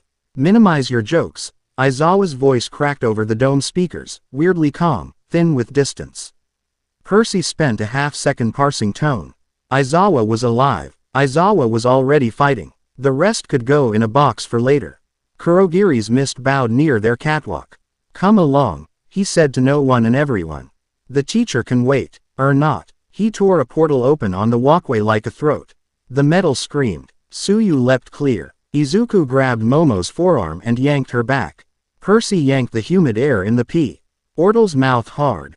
Condensation exploded into coarse fog, blinding across the mist line. He felt a tug, like gravity changing its mind, and pushed back with a burst of pressure right at his own knees. The three of them rolled onto stable metal a meter from where the catwalk had vanished into black. Gleaming eyes peered from the fog, villains queued up like prize pigs in a chute. Percy had no intention of feeding them. He set a shallow vortex over the portal mouth, not enough to hurt, just enough to scatter their orientation and kick stomachs into revolt the second they tried to step through. The first two did, wobbled, vomited, and fell back into somebody swearing about shoes. As that, legal, Mineta shouted up, delighted and horrified. Better than legal, Percy said. It's kind. A shot cracked from the far platform.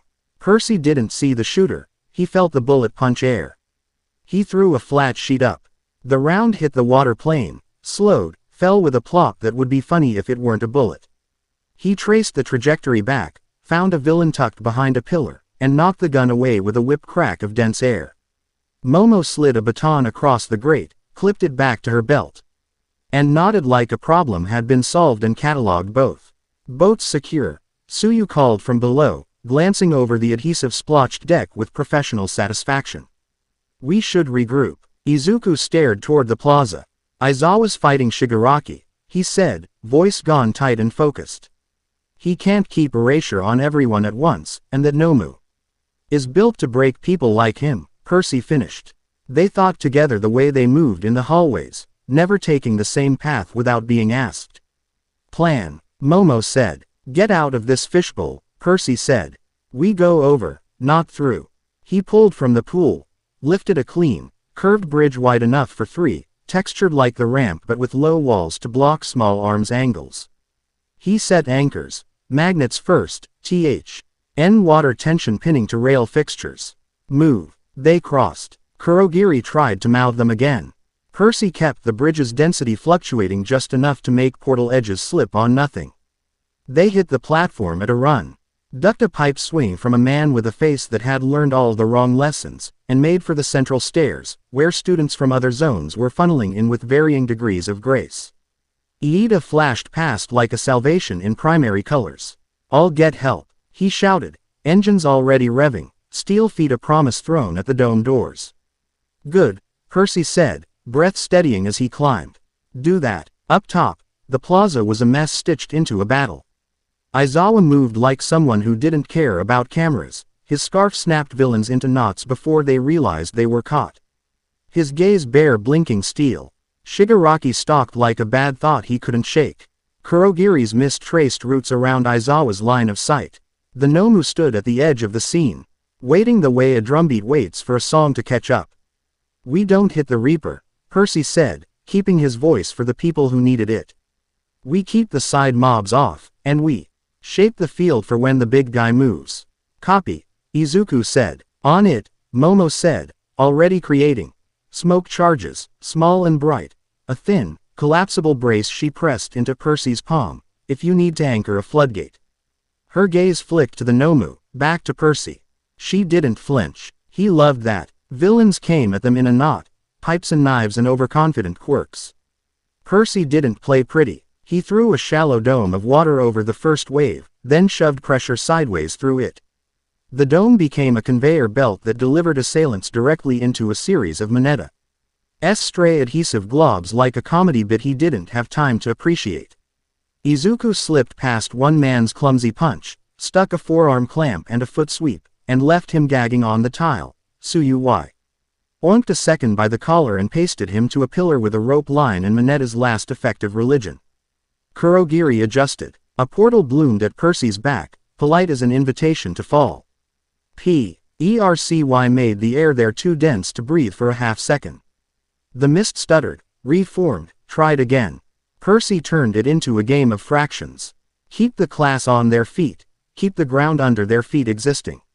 Shigaraki reached Aizawa. You could feel the difference between a fair fight and something wrong. Aizawa fought like a craftsman in a factory fire, efficient, unromantic, seeing the whole floor. Shigaraki moved like a child who had decided the only way to stop being hit was to erase the concept of striking from reality. His hand brushed a pillar. Stone flaked and fell into dead powder. The Nomu stepped. Air went tight as a hangman's knot. Percy grabbed the plaza's water like it was his own breath. He set lanes. No, ditches, for force to fall into when it hit. He couldn't stop the Nomu. He could make where it hit matter less for the people who were matter. All Might's late, Izuku muttered. Not complaint. Observation under pressure. He's allowed, Percy said. Then louder. Brace points. There, and there. He pointed, and Momo's hands were already moving, building anchors like you build a future when you don't trust the present. The Nomu hit Aizawa and the world snapped. Aizawa's head bounced off a pillar with a sound that made Percy's teeth sting. Blood swung from his hair in a red arc. The scarf tangled. Shigaraki's laugh sounded like someone aping one fork against another fork for fun. Izuku didn't ask permission. He moved. One shot straight at death. Percy didn't grab him. He breathed and gave the street to Izuku instead. Izuku cut in at the edge of the Nomu's reach, yelling because that sometimes bought a half second of attention. Shigaraki's gaze flicked. Aizawa's eye flashed. Erasure on. Nomu's body glitching in place for half a heartbeat. Percy smashed a water wedge into the floor by Izuku's back foot, turned friction into a tool. Izuku launched. He snapped a kick across Shigaraki's wrist. Not to break, to peel. Shigaraki jerked. Ed back with a hiss like a cat offended by gravity. It bought a blink. The kind that keeps someone alive. The dome's doors blew inward like paper forgiving a mistake. Wind changed everything. All mi. GHT landed in a sprint that rewrote the room. The smile was there. The eyes were not soft. Students, he said, gentle and lethal, thank you. The fight wasn't cinematic. It was arithmetic that made big numbers look small. All Might and the Nomu traded mass and intent. Percy kept the edges smooth. He turned the plaza into a place where shock had somewhere to go. Every All Might impact met a trench Percy had formed under tile. Pressure sink opened so force could eat dirt instead of students. When the Nomu slammed, Percy threw a counter-current of air just enough to bend debris trajectories away from faces and toward empty corners. Keep them back, Momo said, assembling a portable barrier unit with hands that did not shake. Ears protected. Jiro, can you? I've got us, Jiro said, Jax. Already unfurling to warn of the next wrong sound. Bakugo exploded someone with a finesse that Percy grudgingly admired. Todoroki iced the ground under 3, leaving a fourth for Zero to gift wrap. Kaminari overdid it a little and then played it off with a grin like a man discovering his limits in public. The Nomu didn't tire. That was the problem. All Might did. His smile never broke, but his cadence changed. Micro pauses costing him ionic change. He needed a window. Percy took a breath and pulled the plaza's water into a shape he'd imagined and not yet dared. He spun a collar. Not at the Nomu, but in the air around him. A rotating ring of dense moisture that tugged the creature's balance by imperceptible degrees every half second. He didn't try to wrench it. He made it wrong to stand. The Nomu compensated and then overcompensated. All Might, Percy shouted. Right knee, half step. All Might didn't ask how Percy knew. He trusted the kid who had kept the floor honest and took the step. The Nomu's weight rolled just enough. All Might drove an uppercut into a chin built like a cliff and launched the creature skyward through a framework that had once been purely decorative and now collapsed like paper furniture. Shigaraki lunged for Izuku again. Izuku juked, exactly the way Percy knew he would. Percy threw a blanket of steam where Shigaraki's hand meant to land, hot enough to startle. Not enough to burn. The hand closed on nothing that would die. Kurogiri swallowed Shigaraki and missed with a sound like a cut-off radio transmission. They flickered 10 meters back, recalculating malice. All Might didn't stop hitting. He didn't have a stop. He pushed the Nomu into the back wall with punches that built a beat and then broke it on purpose. The Nomu cracked reality less in each rebound. Then it broke enough. It lay in a ruined crater that smelled like dust and disappointment. Silence took a full second to notice itself. Then noise flooded back like relief finding a throat. Sirens outside. Echoes from the door. All Might had kicked friendly for paramedics. 13's voice on the PA. steady and soothing, guiding crews rather than congratulating anyone. Aizawa sagged against a pillar. He shouldn't have been upright. He was anyway. His eyes settled on them, rolled over their faces, counted. If I pass out, he said, dry even now, you didn't make me proud. You met expectations. Then he passed out. Recovery. Momo shouted, already moving with a med kit she hadn't had 3 seconds before. Percy knelt on the tile that had recently been floor. The plaza's fountain sprayed weakly. Pipes complaining. He dialed the water away from blood trails so medics wouldn't slip. He felt like he had been made of tension for 20 minutes and then melted. A small drone hovered in the rafters, sleek, quiet, wrong. Percy felt its presence only in the way the air displaced, a small stirring where there should be none. He looked up because the tension had to go somewhere. The drone winked, lens irising. Kaide Sato watched from a service balcony with her tablet jammed against her ribs and her jaw tight. She saw the drone too. She tapped her earpiece. Director, your unit is inside a school. Public safety assessment, Kanzaki's voice said, the cadence of a man who called arson an unplanned temperature event.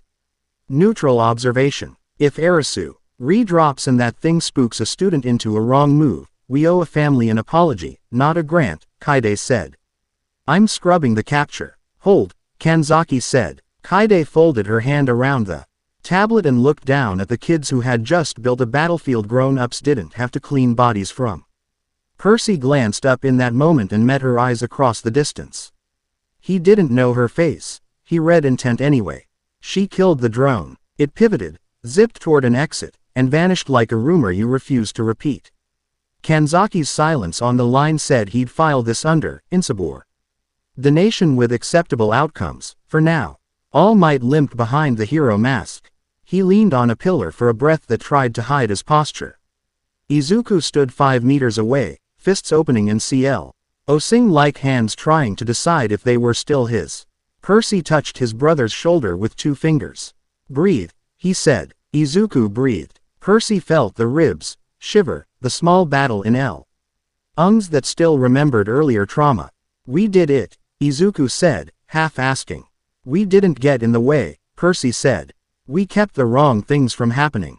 That counts. Rain started outside, the dome in a drizzle that would become a storm somewhere after the dinner hour. The USJ's glass rounded the sound and made it large. The sprinkler heads clicked as the system reset itself from panic to maintenance. Present Mike herded 3 villains with the exasperation of a kindergarten teacher who had given too much rope. Hey, Suyu said softly, touching Percy's elbow. Nice ramps. You didn't drown anyone. High bar, Percy said, tired humor tripping on truth. He meant it as a principle. He'd keep it as one.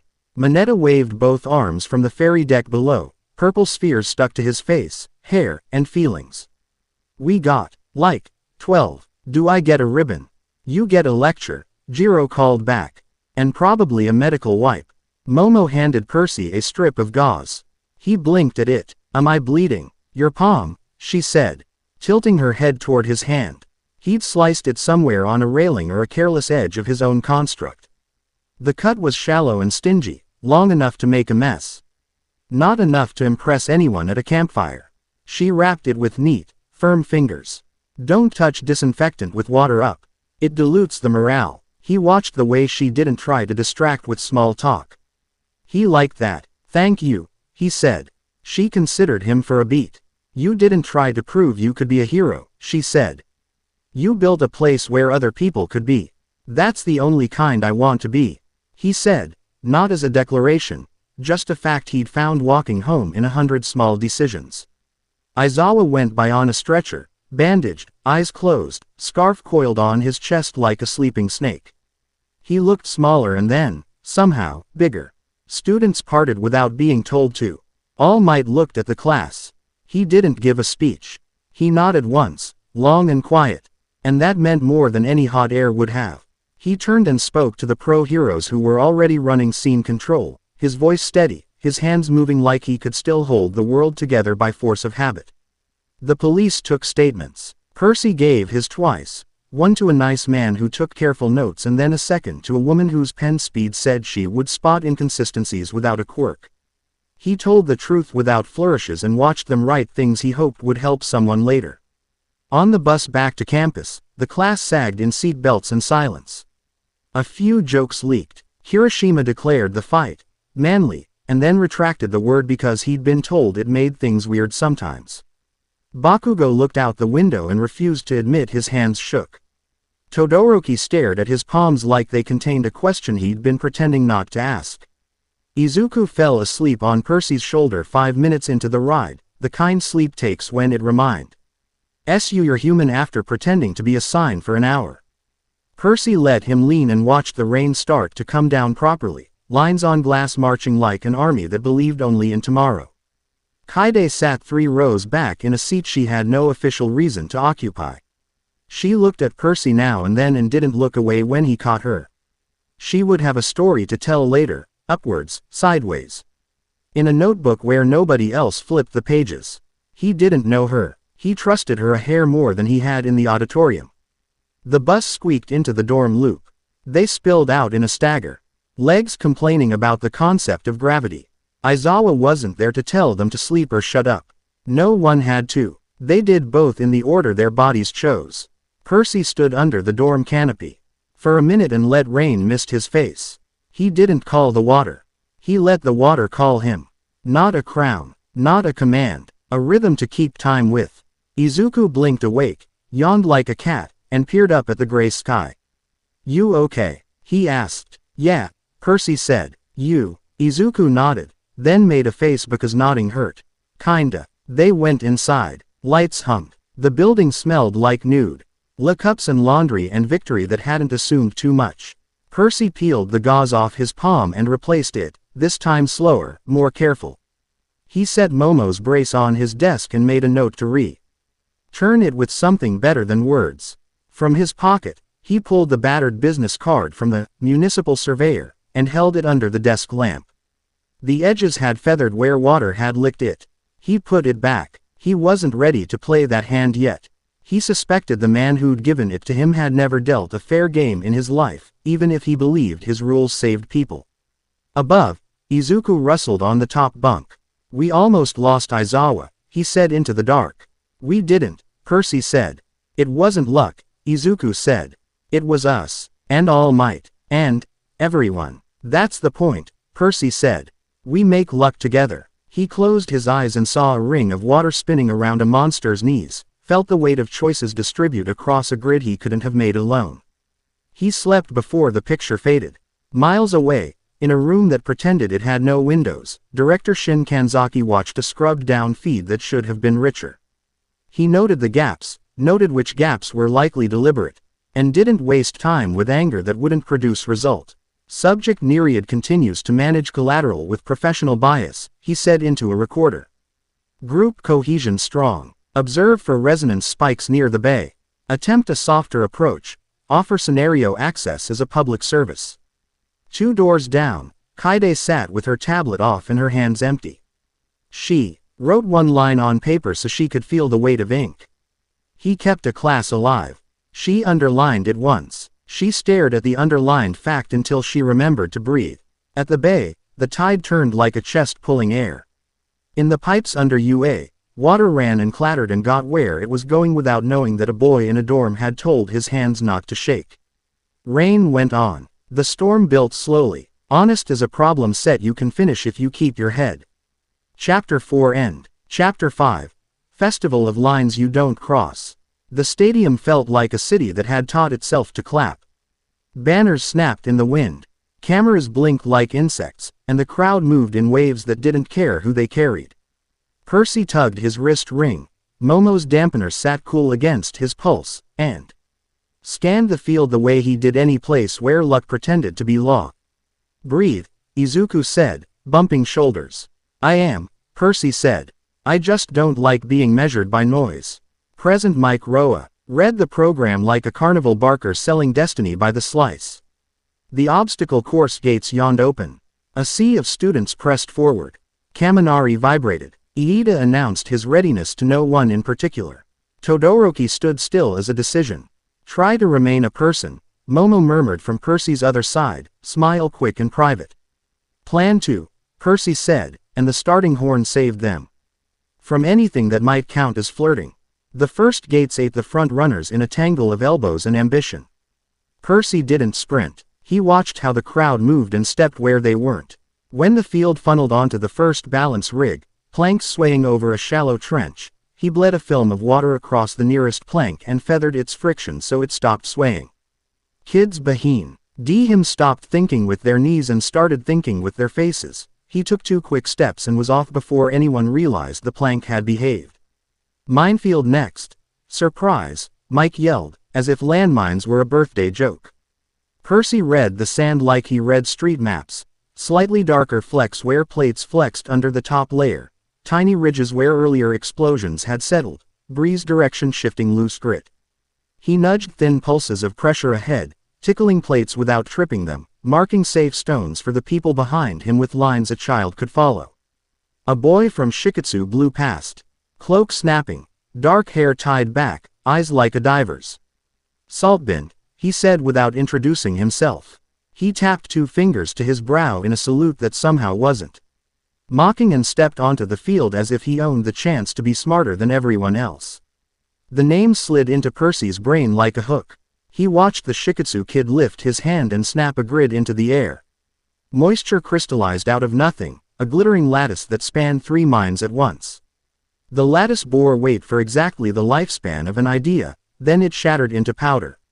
The mines didn't detonate because the pressure had vented sideways, and Saltbin kept moving like he hadn't just broken half of Percy's favorite tricks. Fun, Percy said, mostly to himself. The loss. T-stretch turned into a brawl with elbows. Bakugo went airborne and laughed because of course he did. Todoroki iced a lane without looking back. Percy cut through spray thrown by a sprinkler rig some overexcited tech had left misaligned. Grabbed the water like a rope, and slung himself into third. When his shoes hit the finish mat, he heard Izuku's feet hammering behind him. 6th, breath even, rig. HT shoulder taped from training hall spar, cadence careful not cautious. Good line, Percy's rival said, arriving 4th. The tag on his chest read Katsuro Sazanami. Up close, the calm was sharper, polite, focused, a little too amused. You shape water like you've met it before. Percy offered a palm. Percy. Katsuro's handshake was light, workmanlike. You're going to hate me, he said cheerfully. I ruin surface phenomena, only boring ones, Percy said. Katsuro's smile said show me. Cavalry battle. The scoreboard spat numbers like a game show losing patience. Teams formed in a rush of calculus. Momo found Percy by sheer inevitability. You need someone who can build rails, she said, clipboard already up. And someone who can steal ours, Jiro added, leaning into them with a grin. I listen, I cut, I don't fall. Izuku jogged over, shoulder brace snug beneath his uniform. You'll want me for mid-fight adjustments, he said, eyes bright. He ran the math out loud because Chi was how he breathed. Percy's flow control, Momo's fabrications, Jiro's awareness, Izuku's feints. They'd be unpopular to attack and stubborn to take down. They mounted up with Percy as the horse and Momo on the left, Izuku at point. Jiro anchoring right. The headband sat snug on Izuku's brow, decoy and magnet both. The first minute went loud. Kaminari went stun happy and then fried his short-term grammar. Teams swarmed Todoroki and found themselves playing tag with a glacier. Katsuro's unit didn't engage. They skimmed, stealing points off distracted C-listers with a flick of crystallized spray that snapped hand to wrist. Making grabs backfire. Percy kept the field damp enough to make other teams sloppy and just dry enough to keep Katsuro from building big structures without a cost. 3 o'clock, Jiro called. Jax twitching toward a swoop from Class 1B. Percy flexed a thin shield that wasn't a shield, a curve that convinced momentum to slide past. Momo anchored their left flank W. ITH a telescoping brace she'd fabricated on the jog. Izuku nicked a headband, tossed it to Jiro, faked high, juked low, laughed breathless when a kid from business course flubbed a grab and ended up holding air like it owed him rent. Katsuro glided up then, first real approach, eyes tracking Percy's wrists. He lifted a hand. The sheen on Percy's constructs turned crystalline at the edges, a wireframe web growing in their skin. Your grip, Katsuro said conversationally. Too much finesse. Too easy to steal. He tapped 2 fingers together. Percy's lattice hardened where it should have flexed. Jiro cursed and adapted, switching grips. Momo braced her knee into Percy's shoulder and became a living fulcrum. Izuku read the shift without looking, redistributed weight, slid his palm so Percy had a clean line to punch pressure through the weak spots. Changing vectors, Percy said. He flooded under Katsuro's feet instead of fighting around him, stole traction in the half-second between salt lock and collapse. Katsuro's stance slipped a fraction. Percy flicked his chin. Izuku refined the cue into action and peeled a headband from Katsuro's flank like a magician stealing a watch. Katsuro's laugh was small and delighted. Good. Again. They ran the clock without losing their head. Mineta got them a save by turning himself into an adhesive landmine at exactly the wrong moment for someone else. Todoroki iced a circle around himself and dared the field to call it cowardice. Bakugo screamed something about skulls and art and proved both could be used too loudly. The horn blared. They made finals. Between events, Percy ducked into a corridor for a sip of quiet. The stadium's concrete carried a different pulse than the city, manufactured, aggressive, the heartbeat of a beast convinced it wore a cape. He let it wash by. Footsteps slid in behind him, patient, clean. When he turned, the municipal surveyor from the apartment hallway, tie more subtle today, badge hidden, rested one shoulder against the wall like a man waiting for an elevator. You perform well under audience, he said. Thanks, Percy said, defaulting to polite. We were aiming for not humiliating ourselves. I'm not here to humiliate anyone. The man said. His smile never reached arrogance, it hovered at belief. Director Shin Kanzaki, Hero Public Safety Commission. Percy didn't feign surprise. You prefer to talk where people can hear. I prefer to talk where choices look like choices, Kanzaki said. You have an unusual quirk. Powerful, controlled. It will frighten the wrong people and seduce the wrong people. We offer you a path that keeps the right people in the room when decisions are made. What's the invoice? Percy asked. Sealing declaration. Telemetry in high-risk scenarios, RAP.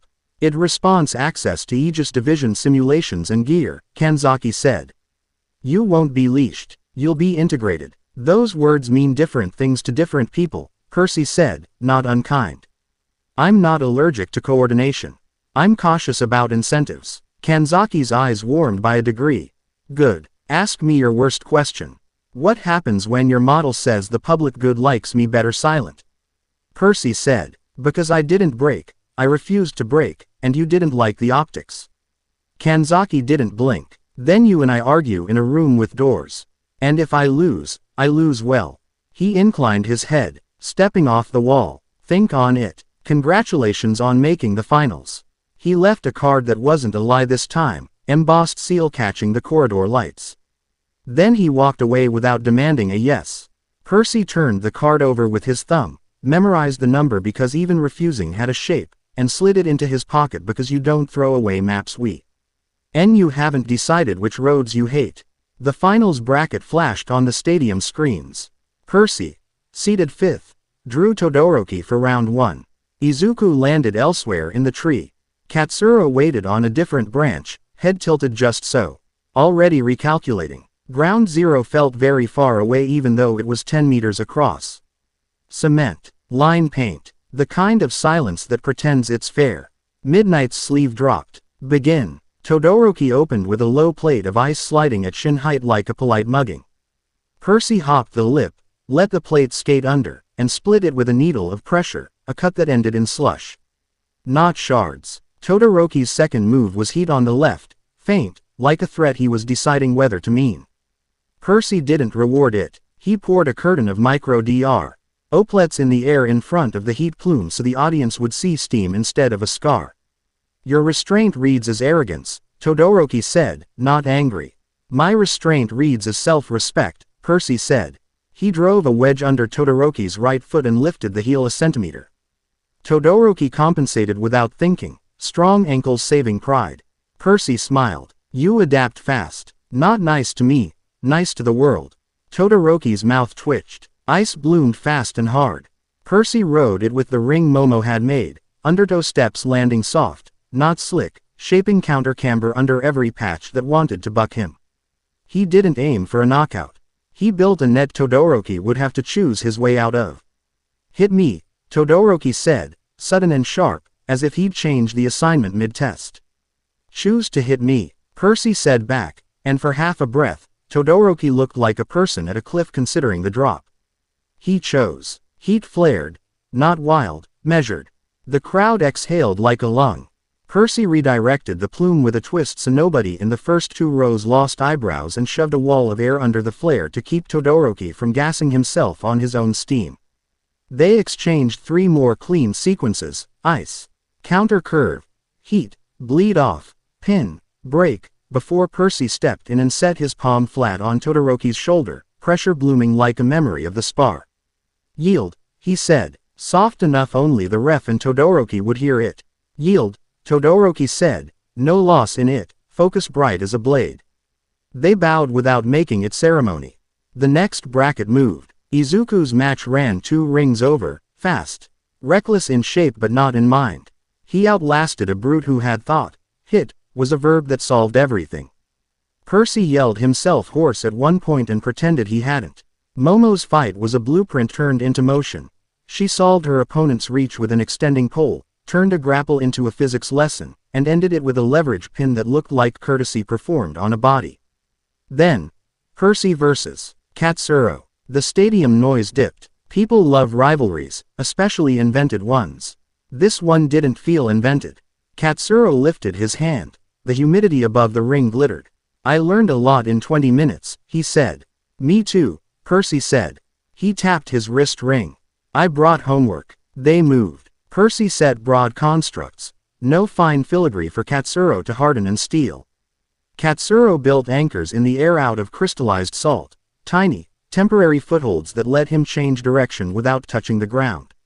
Percy tried to soak the salt back to solution. Katsuro let it go the instant it cost him and replaced it with 2 more. You don't cling, Percy said, almost laughing. Neither do you, Katsuro said, eyes bright. What are you hiding in the big moves? I don't like big moves, Percy said. They like me too much. Katsuro dropped a lattice toward Percy's knees. Percy didn't step back. He drove pressure into the lattice's grain, not against it, and made it shiver apart like a bad idea caught early. Katsuro whistled, impressed, then flung a fan of powder that sucked moisture out of the constructs nearest Percy and made them cough to dust. Fine, Percy thought. We play wider. He pulled from the far misters and stadium's coolant lines, not to drown the ring but to make weather, a slow, rotating flow that wasn't a cyclone so much as a suggestion of one. Katsuro's anchors failed in rotating air unless he timed perfectly. He timed perfectly twice. On the third, he landed a half beat off because Percy bent the rotation half a degree mid-arc. The Shikatsu kid's ankle rolled. Percy caught him with a pressure hand under the heel, saved the joint without thinking. Katsuro didn't waste the catch, he used it to leap higher. Snap a salt bead at Percy's forehead, and almost tagged the headband the ref had made them wear for eliminating ties. They traded momentum and courtesy like sparring partners who hadn't agreed to be friends yet. When the buzzer hit final seconds, Percy shaped a shallow wave across the ring floor, low and clean, something you could surf if your body believed it. Katsuro did. He rode it at Percy. No tricks, direct. Percy smiled, stepped into the wave, and let it lift him. They crossed in the middle like 2 trains that didn't want to collide. Percy tapped Katsuro's shoulder. Katsuro tagged Percy's wrist. The bell went. Ref consultation took forever. The judges liked that kind of thing. Points tallied wrong and then right. Momentum counted. Control measured. Meaningful near falls weighed. Percy by a hair. Katsuro by grace. Next time, Katsuro said, breathing hard, grin crooked. Next time I'll hate you more, Percy said, grinning back. You'll like it, Katsuro said, and jogged off to a chorus of polite Shikatsu claps that sounded somehow sharper than UA's noise. They gave the trophy to someone who made most of the bracket look foolish. Percy didn't mind. The medal they handed him felt like a coin he wouldn't spend. He wanted the day's lessons more than anything shiny. Back of house, where the stadium breath smelled like oil and old popcorn, Kanzaki found him again. He didn't crowd. That restraint you practice will save lives, he said. It will also cost you wins you could have taken. One day, someone will bleed because you didn't end a fight when you could have. That day, Percy said, jaw tight but words calm, I'll carry it. I won't outsource the weight to a spreadsheet. Kanzaki watched him for a full beat, something like pride ghosting the edges of his expression. You'll call me when the problem isn't amenable to rings and rules. I'll call my teacher, Percy said. If that fails, I'll call everyone. Kanzaki inclined his head. I don't need to win the first conversation. Quote, he left as neatly as he arrived. Kaide slid out of a side corridor, notepad half hidden under her arm, support course jacket zipped to her throat. He only hows up in person for people he thinks can break his models, she said, voice low. You're supposed to be forgettable, Percy said. I can be two things, she said, amused and tired. Her eyes flicked to his wrist ring. Nice tolerances on that, Yaoyorozu. It was a team effort, he said. Most good things are. She hesitated. Then, heads up. Aegis is running a bathymetry scan in the bay this week. If you hear weird, that's not a coincidence. Why tell me? Percy asked. Because when people keep secrets to make themselves feel important, students get hurt, she said simply. I prefer my job to be boring. She ghosted away before gratitude could turn into a moment. Evening slid in while the stadium cleaned up after itself. The dorm common room buzzed with victory sugar. Kids argued bracket logic, replicated favorite moves badly with couch cushions, fell asleep with their shoes still on. Izuku accepted a hug from Ochako so awkwardly it looped back around to incredibly sweet. Akugo sneered at a cupcake like it had insulted his brand and then ate it with savage joy. Todoroki stood at a window absorbing the dark like a man committing to a path in 3 acts and illegal filing. Momo found Percy by the vending machine, hands shoved in her jacket pockets like she was trying to keep a thought from escaping too early. You could have finished Todoroki in 2 moves, she said. I could have made him mad. Percy said. He doesn't need me to write the script for his life. She nodded, satisfied, and let herself look pleased. You were very good with Susanami. Adapting without getting spiteful. Spite's expensive, he said. I'm budgeting. She laughed, quick and surprised. Walk. They cut past the canal because apparently that's where important conversations insisted on happening. The festival lights in the distance made the water look like it had opinions. Momo leaned on the rail, close enough that their shoulders considered a treaty. You're going to keep declining the commission, she said. Not a question. As long as the terms read like a seatbelt attached to the wrong car, he said. And if it reads like a brace you can remove? She asked. Then I'll ask you to read it with me, he said. Because I fall in love with my own arguments sometimes, and you're rude to bad logic. Only out of love for not dying, she said, and bumped him lightly. I built a second ring for you. Heat resistant. It'll trade a sliver of precision for resilience if you have to work near Todoroki or in fire zones.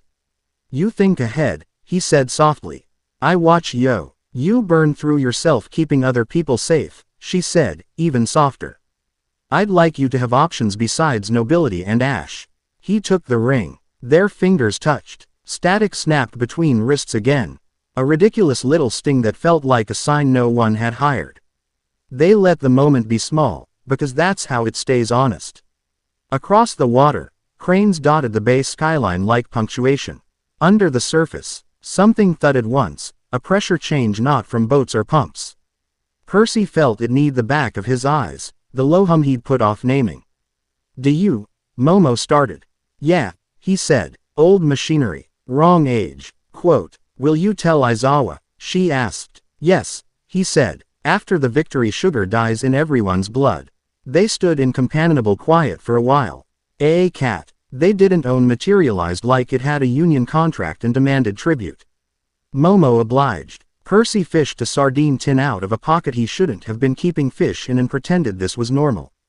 The cat approved. A message buzzed his phone. Unknown number. He didn't need to check to know what it said. Congratulations. Consider your ceiling evaluation appointment. He didn't delete it. He slid the phone away like you slide a plate back to a waiter when you're not hungry and you don't want to be rude.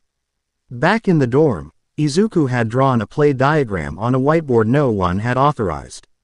Arrows labeled, Good Chaos, and not that, tangled across a rectangle that wanted to be a boxing ring and a street corner at the same time. He looked up with eyes too awake for midnight.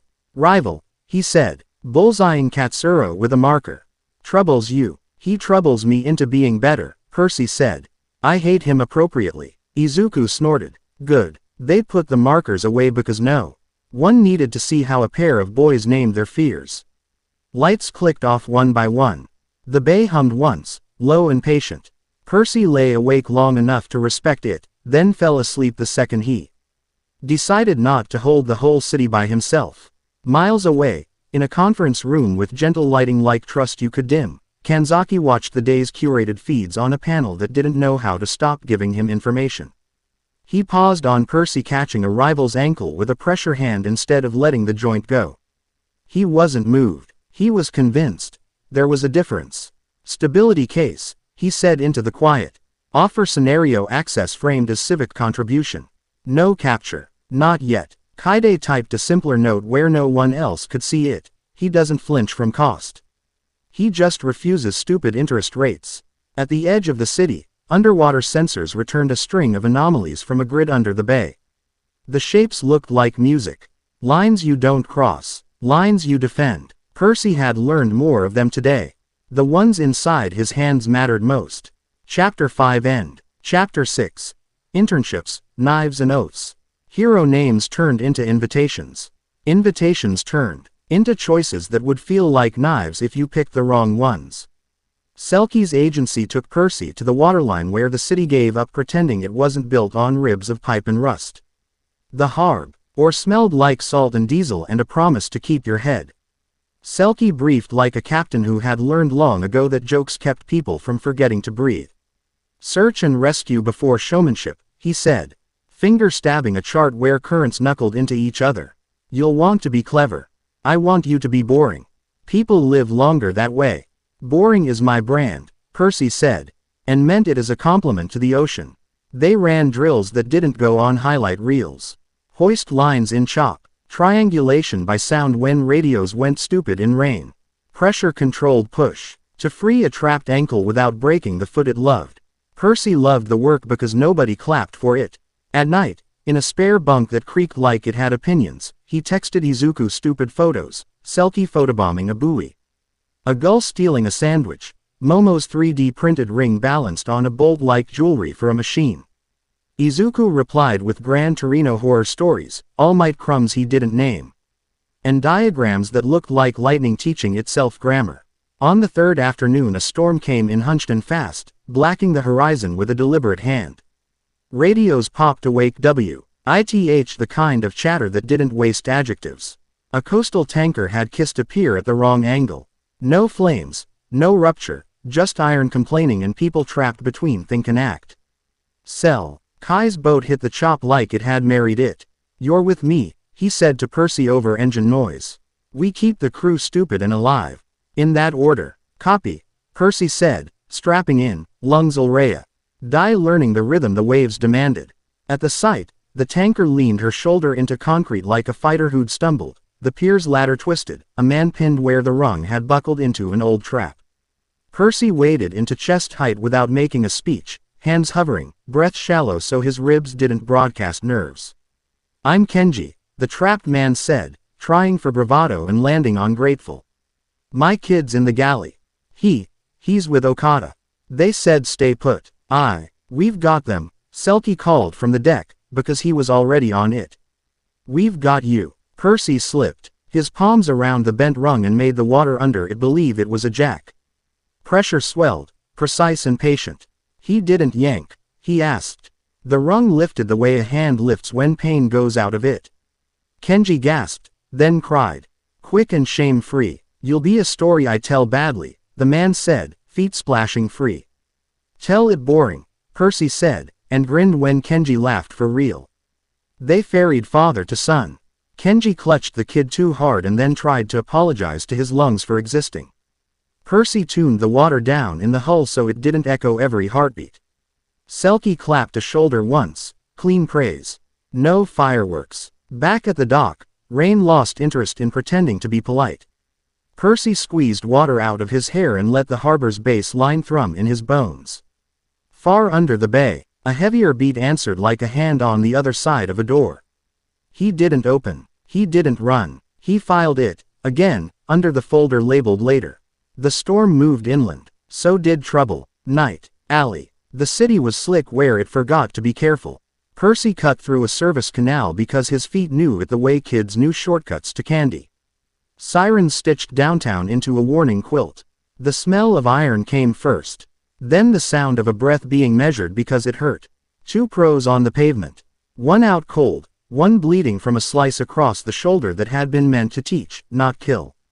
The third figure crouched in a shadow like a sermon that had grown legs. Mask and rags and a sword that was closer to a rule than a weapon. Stain didn't look up at first. He wiped his blade with almost pious care and spoke like a man resenting a microphone.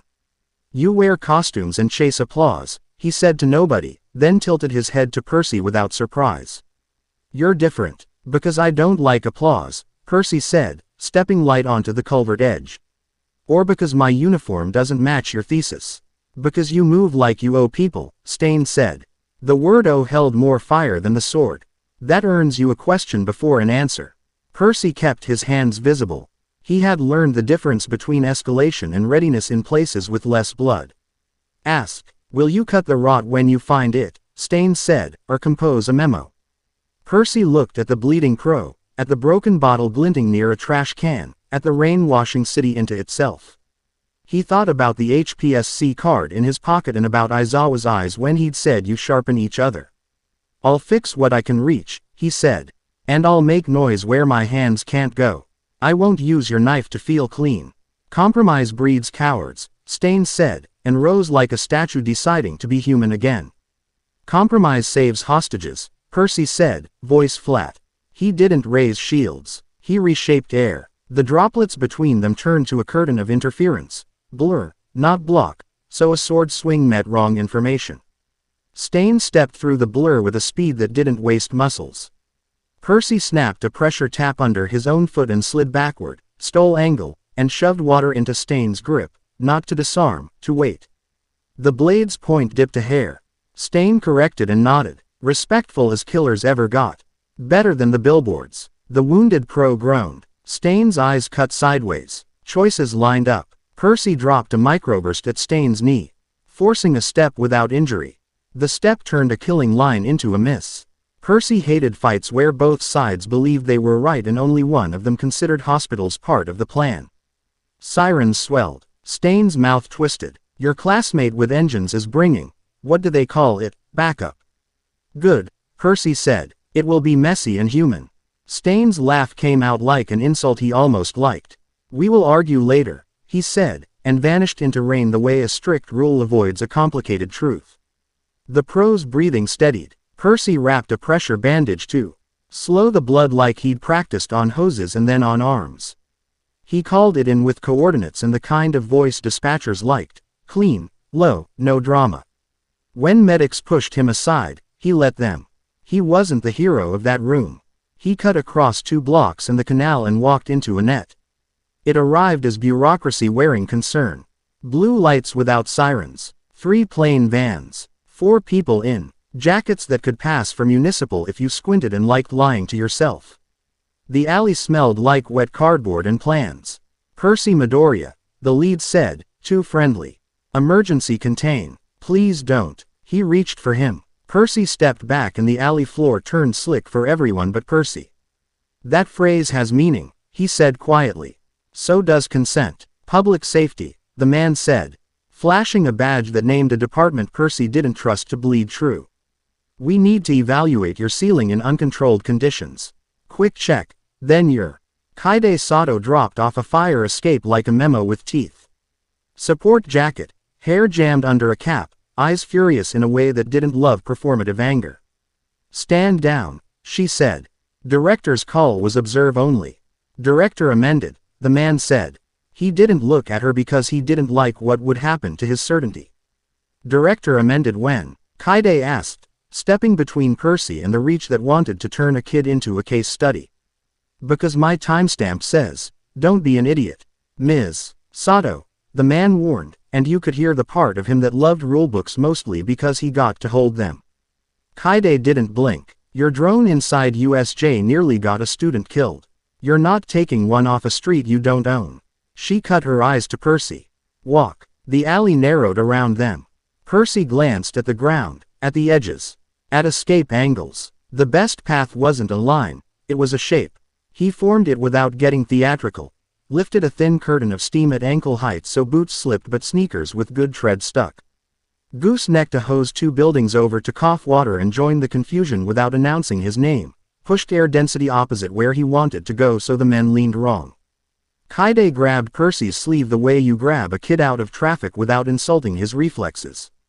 They moved. One of the men lunged and hit the alley wall with the regret of a person who had never tested how surfaces feel when they're ashamed of their life choices.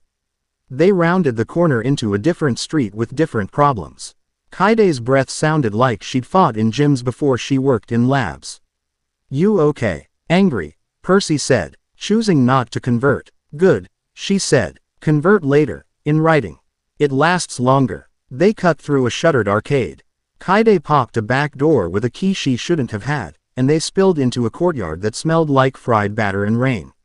She tucked them under an awning beside a vending machine that had died brave 3 summers ago. Why? Percy asked. Not the ambush. Her. Because you keep choosing to make other people safer even when it makes you look less impressive, Kaide said, breath evening. And because I like my job quiet. Black bagging first years explodes the wrong way. They'll report you, he said. They already do, she said, and shrugged with a tired pride that said she'd pay the cost twice. Director wants you parked on a leash called stability. I'd rather you stay audible and inconvenient. He let the rain be loud for a minute. The harbor's heartbeat came through concrete like a neighbor's music. Thank you, he said. Kaide nodded once, like she didn't have space for sentiment. You didn't cut Stain, she added. You could have, if you wanted the easy badge. He leaves commentary and corpses. Percy said. I'm not buying either. Write that down, she said. Someday you'll need to remember. She peeled off, clean and professional, before the moment T. Read to turn into a bond it couldn't afford. Percy headed for the dorms the long way, shoulders squared against a wind that wanted to be braver than it was. Momo was waiting in the common room with a med kit and tea and the look of someone who had taken up knitting nerves for an evening and didn't like the pattern. You're limping, she said, making it sound like data, not accusation. Stain has opinions, Percy said, easing onto the couch. I declined a subscription. She dabbed at a scrape he hadn't noticed, focus tight, hands gentle without apology. He hunted pro-heroes tonight in Hosu, she said. Iida. Her mouth thinned. He went. Percy's stomach went cold in a different way than Rain. Alone. Maybe not now, she said. But he left the group chat in that way he does when he thinks courtesy is permission. He didn't waste time with panic. He texted Iida 2 words. Need anything. 3 dots pulsed, died, returned. I will ask. Good man. Dangerous sentence. Izuku stumbled in from his own route looking like the city had run him through a centrifuge and then apologized for it. His eyes were too bright. The bandaging on his arm had been replaced by care that had a signature Percy recognized. Gran Torino. Probably. A recovery girl through a side door. Stain. Izuku said, voice clipped, controlled. We crossed. He didn't kill anyone while I was there. Because you didn't let him, Percy said. Izuku swallowed and laughed without humor. Because he decided it wasn't time to make me into a reason. They didn't sleep well, but they slept, young bodies claiming the mercy that older ones bargain for. Morning dragged them back into training that pretended yesterday had been a lesson instead of a warning. Aizawa looked like someone had sketched him with a dull pencil after the page got wet. He kept class anyway, voice sandpaper over stone. Hosu was not a field trip, he said. If you went, you report.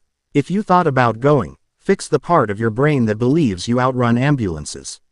He didn't look at Iida harder than he looked at anyone else.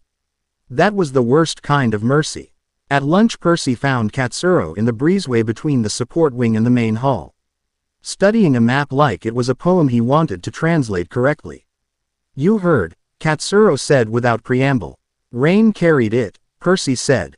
Katsuro tapped the map where Hosu's arteries cluttered. Saltbind is terrible in a dry city unless you manufacture your own humidity, he said. But alleys run like veins toward one point. Better for ambush, worse for retreat.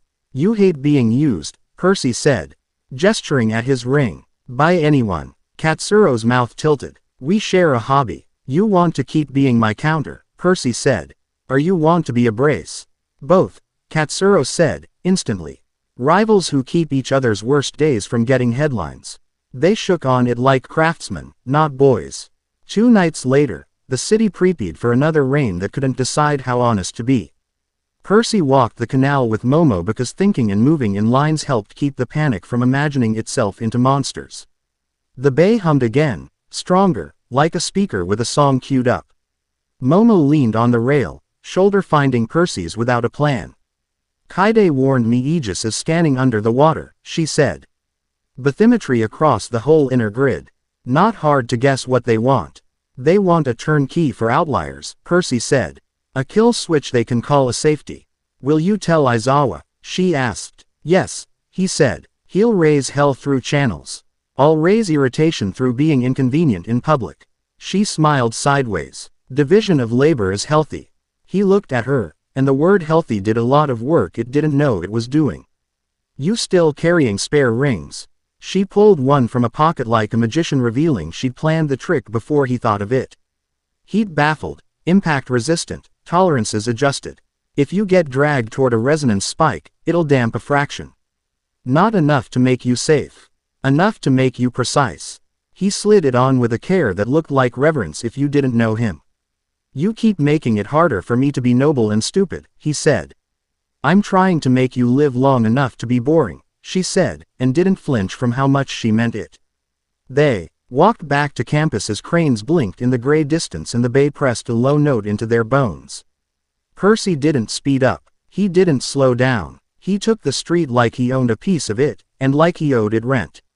In the glass office without windows, Kanzaki watched depth scans render into wire frames that looked like cathedral ribs. The operator murmured about anomalies. The director murmured about stability. Public oversight, he said, as if saying it made it true. No more gods. No more monsters. He did not say no more boys who refused to join my models. In her apartment Hat still thought of itself as a student's. Kaide opened a blank doc, typed USJ, drone, abort and Hosu, field detain, countermanded, and then closed the file without saving. She wrote the same words by ND instead and slid the page into a folder marked boring. At midnight, Percy stood at the window of the dorm common room, the vending machines buzz pretending to be a lullaby. He pressed his palm to the glass, not dramatic, just contact.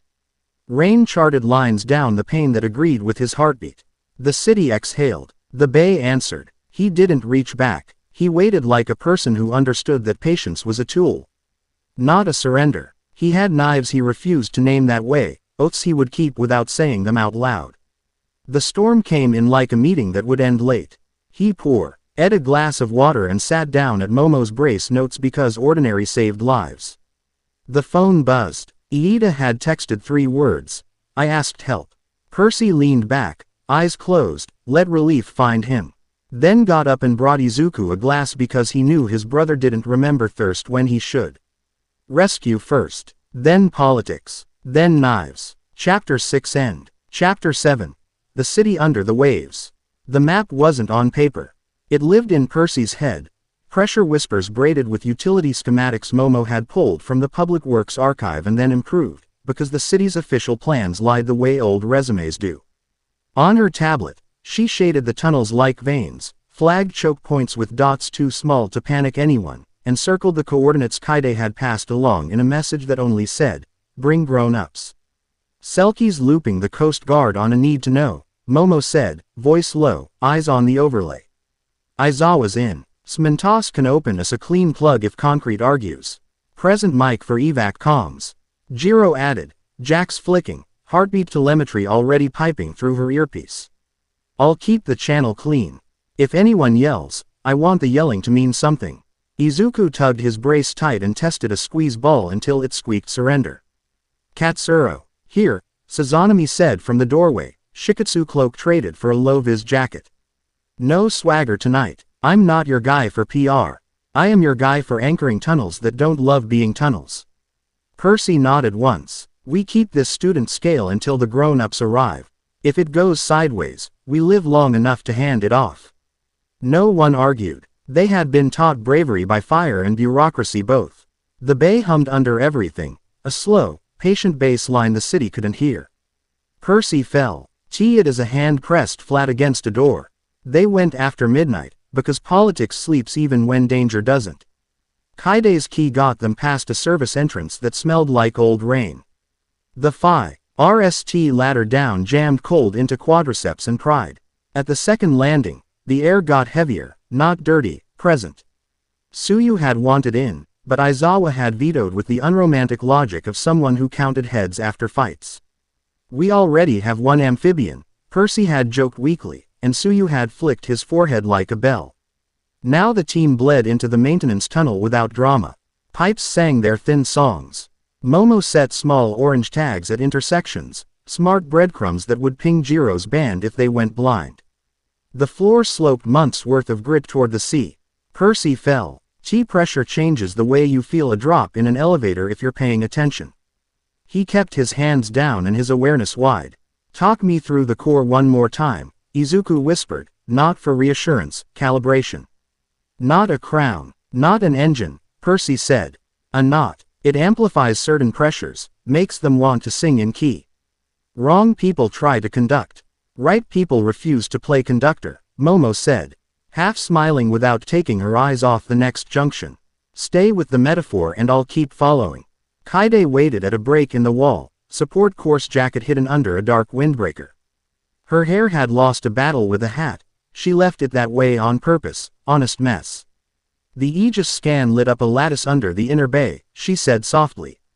Geo sensors cam. Back with harmonics you don't get in bedrock. Director calls it an opportunity. I call it a history exam the city didn't study for. Do you get fired for this? Percy asked. I get documented for this, Kaide said. If I'm lucky. Steel mesh guarded a culvert big enough for a small truck. Smentas crouched, palms against the wall, and made the concrete change its mind. The mesh peeled away politely. Selkie's voice scratched Percy's comm. 2 boats holding perimeter, lights out, warming their engines so you have a ride you won't hate if you do something brave. Thank you, Percy said. It steadied everyone to hear a pro promising a way back to the sun. They filed through. The culvert fed a vault, a space the maps said should be gone, filled in 2 decades ago to stop a slow subsidence nobody had put on a poster. It wasn't gone. Someone had cut a new mouth in the city's throat. The Leviathan core wasn't an object. It was the room. Ribs of mineral rose like wave-frozen arches. He floor hummed a metronome you felt in cartilage. Everything wet felt a fraction too obedient. Percy stepped in and every hair on his arms lifted as if in greeting. Momo eased a ring into Percy's palm. Limiter, she murmured. We don't need you amplified. He slid it on. His shoulders relaxed a degree he didn't know they'd clenched. Katsuro whistled under his breath. I don't like how much I like this, he said of the air. Meaning this place would make it easy to be a worse version of myself. Lights clicked on across the vault. Soft, institutional, the kind that flatter budgets more than faces. A voice that never raised itself spoke from above. Students, Director Shin Kanzaki said, stepping onto a gantry with the calm of a man who preferred stairs to elevators. He wore no badge. He didn't need one. Authority travels with certain postures. Behind him, a skeleton crew of Aegis techs floated in the light like punctuation. Congratulations, Kanzaki went on. You beat my timetable by 4 hours. Jiro's jacks shot out. I'm blocking your uplink, she hissed over team chat. He expected it. I invited it, Kanzaki said mildly, as if he had heard. Maybe he had. Public safety is not a private party. This, he gestured to the vault, is a failsafe waiting to be built. Outliers destabilize societies. I will not watch this city burn because we insisted on pretending that every miracle is benign. Miracles aren't your category to legislate, Momo said evenly. Everything becomes my category if enough people bleed, Kanzaki said. He looked at Percy without heat. You more than most should understand that. Your restraint is exemplary. It is also a ceiling. A good one. A necessary one. You will not be able to ask every outlier to share it. So you'll impose one, Percy said. I will offer one backed by enforcement when persuasion fails, Kanzaki said. This core amplifies. With proper instrumentation, we can dampen.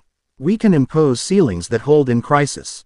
On who? Katsuro asked. Who picks the list when the fire starts? People who don't confuse sentiment for governance, Kanzaki said softly.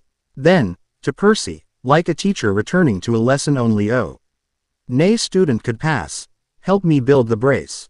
If you refuse, I will still build it, likely worse. That is not a threat. It is a statement of probability. The vault shivered. Not metaphor. Actual remor. A pressure spike rippling through the mineral ribs like a deep bell struck by a cautious mallet. Kaide flinched. Director, she said, restrained panic leaking into professional posture, the tide window isn't ideal. We should not be hot wiring a power knot during high exchange. Which is why we start now, Kanzaki said. We ride the natural peak. Or it rides us, Selkie cut in on the line, voice finally hard. You woke a room you can't guarantee you'll put back to sleep. Kurogiri's mist bled into the far arch like ink-soaking paper. Shigaraki's laugh arrived a half-second after the visual. Like someone scratching furniture after deciding it was ugly. You found a toy, he said, delighted and bored. 3 League bodies slipped through behind him, armed with what looked like stolen lab gear and bad intentions. Kanzaki didn't turn. Contain them. We're not on your payroll, Shigaraki chirped, fingers flexing. But we do love when adults bring us rare things. You brought the League here. Jiro snapped. Discussed rapid firing through the channel. They follow interesting weather, Kanzaki said without apology. Their choices are not on my ledger. Coward math, Kaide muttered. The vault became angles and orders. Aizawa's voice cut in like a scalpel, cool and hoarse. Priority is preventing resonance.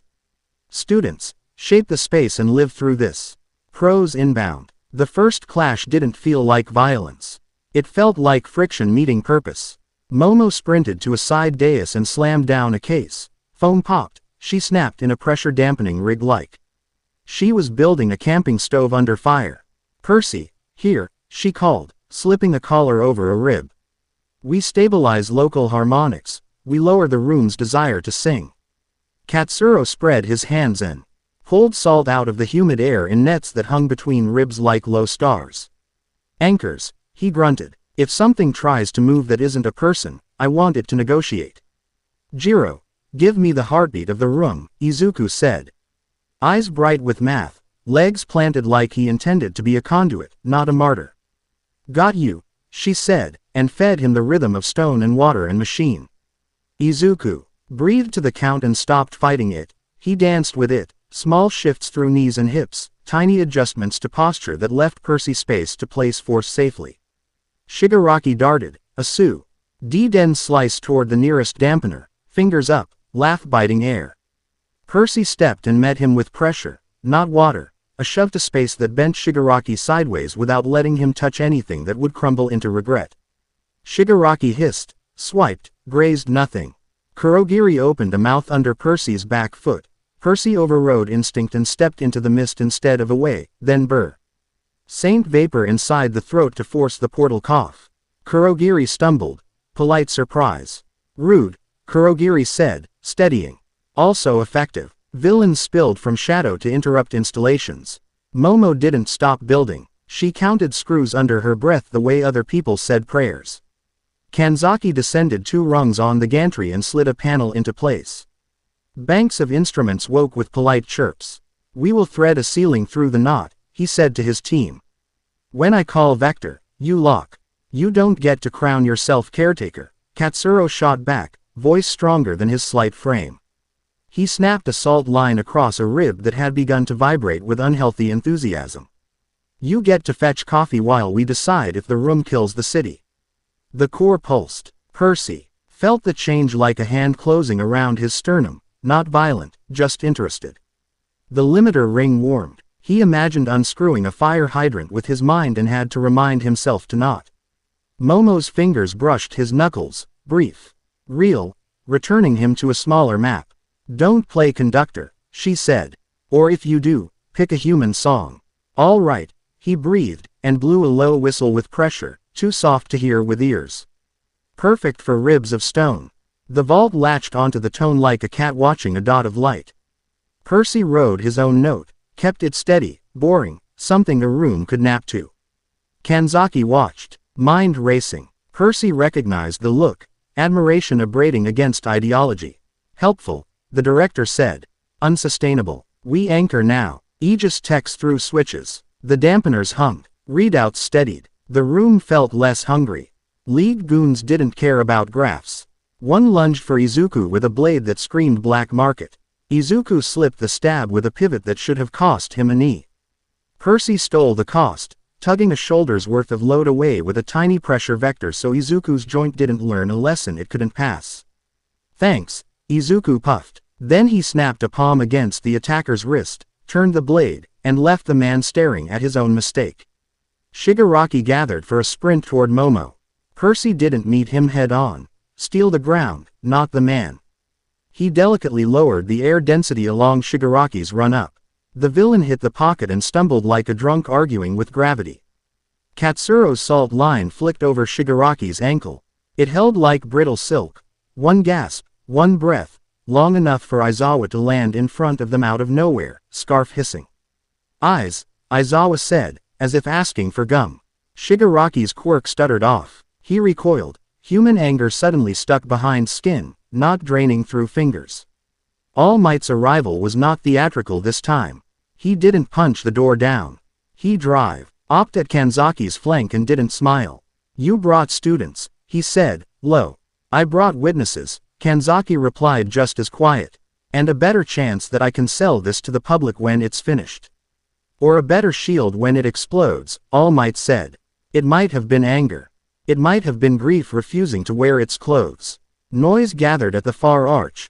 Boots, gear, the alert of professionals moving as if they had drills for days they hoped wouldn't come. Selkie, 2 Coast Guard, a lean pro with a floodlight quirk. Perimeter set, Selkie reported. You tell me where. The water should go if everything cries at once. Out, Percy said, seeing it. Where to cut a hole so the vault would exhale into a dead channel instead of up through basements. Junction 7. ICA. Open a controlled breach if Momo gives me spine and Smintos gives me permission. Permission granted, Smintos said, already hands on stone. Spine coming, Momo said, and slid a compact brace to him. Don't forget patience. He didn't. The breach went slow, then precise. Cut, reinforce, lower the pressure, cut again. Water nosed at the new mouth, tasted the shape, and obeyed. A chorus of alarms whooped in tones designed to make managers feel necessary. The vault relaxed. Percy felt pride and told himself to call it relief so he didn't start loving the wrong part of the work. Director, an Aegis tech called. Bare fear under clipped tone, we have an unmodeled spike in Quadrant C. Kanzaki's hands hovered over his console, fingers smart even when his plan bled. Hold it, he said. Do not overcorrect. Let the dampeners bite on the down curve. If we lose this window, the tech whispered, we lose the chance to lay the ceiling at all. That is not the worst outcome, Kaide said sharply from below. The worst outcome is we stabilize a ticking bomb and call it good governance. Shigaraki hissed, frustrated with the attention a room demanded that he hadn't invited. I'll make the ceiling for you, he spat. And lunged again. This time not for the dampener, not for Momo, for Kanzaki. Aizawa's gaze flashed. Quirk off. Kurogiri warped, pulling Shigaraki sideways. All MiG. HT stepped. A blur that wasn't about speed so much as decision, and shoulder-checked Shigaraki into a rib. The mineral didn't decay. Shigaraki's fingers scraped and failed. His laugh turned child angry, too high. The vault thumped a heartbeat that wasn't anyone's. The core noticed All Might and pulled at threads Percy didn't understand, didn't want to. Clouds lived under his skin for a breath. The limiter ring heated again. Percy. Momo snapped, knowing without looking. Stay with me. He stared at her until the room stopped being a magnet and became a workplace again. With you, he said, meaning exactly that. Kanzaki saw it all. He sounded tired when he said, we end here. Not with a crown, with a seal. Public oversight, All Might said, not a request, a condition. Kanzaki nodded once, eyes still on instruments. Then they can fire me in daylight later. They ran the sequence Kaide had sketched in the margins like a coward's plan. Not a cap, not a leash, a lock that required keys that couldn't live in the same pocket. Percy's tone held steady. Momo's braces damped the worst spikes. Katsuro's salt anchors made the ribs behave when they wanted to hum louder than good manners. Smentos pressed stone into obedience without breaking it. Selkie called the breath of the flood. Jiro counted hearts and kept them in time. Shigaraki gave up on politics and went for blood again. Aizawa and All Might kept him small. Kurogiri tried to be a road and found new dead ends wherever Percy made the air wrong. 2 league bodies saw the tide turn and did the practical thing, they ran. Percy didn't chase. He wasn't here for trophies. Final vector. Kanzaki called, voice gone thin. On my mark, brace. Director, Kaide said, a warning and a dare compressed to 1 syllable. I hear you, he said. Mark. The dampeners climbed a pitch higher than ears. The vault sighed like a body letting fever break. Pressure smoothed. The low hum faded to a vibration you could sleep through. Silence filled the edges. The room didn't go dead. It went sane. A long breath held by a lot of people trickled out. In the quiet, the only sound that felt big came from Jiro's band, the team's heart rates downshifting together. A chord resolving. Shigaraki panted, caged by proximity, ambition scaning off him in strands that didn't land. You'll wish you'd failed, he said, bitter and soft, to no one and everyone. Kurogiri wrapped him in mist like a blanket someone didn't deserve and took him away. Aizawa looked 100 years tired and 30 years mean. Secure the perimeter, he rasped, which in his language meant go home breathing. Kanzaki stood very still at his console, hands open. He didn't look at Percy. He looked at the seal and the readouts and the children and the PROS and made himself say the hardest sentence a man like him had. We'll write the oversight charter in public. I won't pretend I wanted to. I will pretend I thought of it. Good pretending, All Might said. He didn't offer his hand. He didn't need to. Kaide sagged against a rib, then caught herself because images mattered. She winked at Percy, tired and a little feral. You kept the song boring, she said. My best trick, he said. They extracted slow. Nothing glamorous about the carry-out. Coiling cables, logging tamper seals, making sure the breach Percy opened would keep breathing out, not in. Selkie clapped Percy's shoulder and didn't let his hand linger long enough to embarrass a teenager. Momo inventoried braces with that serene ruthlessness she brought to tests and tea. Katzer. O slid a salt bead across his knuckles and blew it back to water with a grin that admitted he'd been scared and liked himself anyway. On the surface, dawn-colored concrete like the city had blushed. The bay looked plain and busy and alive. A knot under it hummed like a sleeping thing that had decided to trust a door. News vans had not gotten their memo yet. Good. They stood at the rail, the team. That had been told not to be the team and had been anyway. Izuku leaned both palms and exhaled the way you do when you promised yourself you'd keep breathing and then remembered you had lungs. Momo slid close, shoulder to shoulder. The shared quiet that made words unnecessary and therefore valuable. Kanzaki joined them like a shadow trying to be polite. He didn't stand too near. The charter, he said to All Might more than to the kids, will name the keys. The school board, a pro-hero council, a citizen panel, and the press, Kaide added, lethal and mild. Kanzaki's mouth twitched. And the press, he said. Who will make me into a story I don't prefer? You'll live, Kaide said. He looked at Percy then, finally. Thank you for not choosing spectacle, he said. You make it harder to argue for leashes. Make it impossible, Percy said, no heat in it. Unlikely, Kanzaki said, but I will try. He left with his people. Quiet logistics, controlled statements, the cleanup that comes after the cleanup. Aizawa lingered long enough to say, report in at noon. Sleep before then or lie convincingly. They laughed because they were allowed. Jiro walked backward a few steps, jacks trailing like careful comets. I recorded your tone, she told Percy. If the room gets fussy again, I'll slap your boring whistle on a loop. That's intimacy, Katsuro said gravely. We should all avert our eyes. Momo didn't avert anything. She studied Percy's ring. Scuffed, warm, used. All tune tolerances, she said. You held more than you should have. I held exactly what I had to, Percy said. You made that possible. Momo looked at the water and let herself smile because no one was asking her to be modest for someone else's comfort. We did it, she said. Together. They walked back along the canal. The city beginning its morning like the night had been normal. A bakery opened with a clatter. A cat declared its shift over. The bay pressed a low, satisfied note into bone. On the dorm steps, Izuku bumped Percy with a hip. We're not gods, he said, half teasing, half warning. Good, Percy said. Gods are bad at homework. Izuku laughed, the kind that fixes things. Think Aegis will actually write the charter fare? No, Percy said. Not without people like Kaide acting like splinters. Not without people like Momo reading every comma. Not without people like us being inconvenient. Momo tilted her head. We're quite good at inconvenience. Best in class, Katsuro said, saluting and peeling toward the street that would take him back to a dorm that still thought of him as a visitor. No speeches at breakfast. Just eggs, rice, sleep-thick chatter.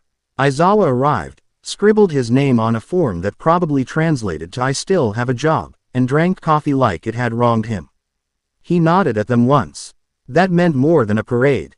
Kaide texted a photo at lunch, 3 blank lines titled The Leviathan Charter Keys. Underneath. Right here. Percy forwarded it to Momo without comment. Her reply pinged 3 seconds later. On it. He put his forehead to the cool window of the common room and watched the canal cut its honest line toward a bay th. At would keep breathing whether anyone believed in it. The city still clapped for heroes at reasonable hours. Under the wharf, a seal slept behind doors that would only open if enough people agreed. He liked those odds better than crowns. Chapter 7 End. Chapter 8. Storm Crown. The alarm didn't come from UA. It came from every faucet in Musudafu snapping twice like teeth. Percy felt it mid-lunch, spoon halfway to mouth. The dorm water lines biting down, releasing, biting again. Not a leak, a signal. He set the spoon down and stood. Momo caught it the same second. She was already on her feet. Bae, he said. Aizawa's scarf slid off his shoulders like a weather report. Move. They didn't sprint. They cut distance the way professionals did, shaving corners, choosing stairs over elevators. Letting Present Mike's evacuation orders herd civilians away from the river roads. Overhead, clouds stacked like a committee that had decided to be useful for once. The canal carried urgency, not panic. And every storm drain whispered now. Kaide met them at the footbridge, hair wet, eyes sharper than fear. Aegis went without me, she said, clipped. Director signed the perimeter requisition and then locked me out. They're saying a rogue quirk surge hit the core.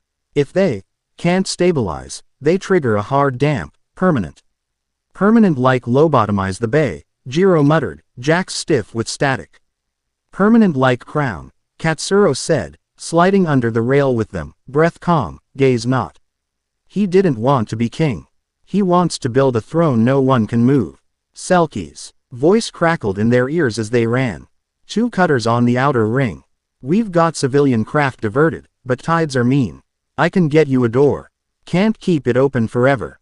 We only need long enough, Percy said. Aizawa didn't slow. Operation, he said, hoarse, not a question. Momo spoke as she ran, already making.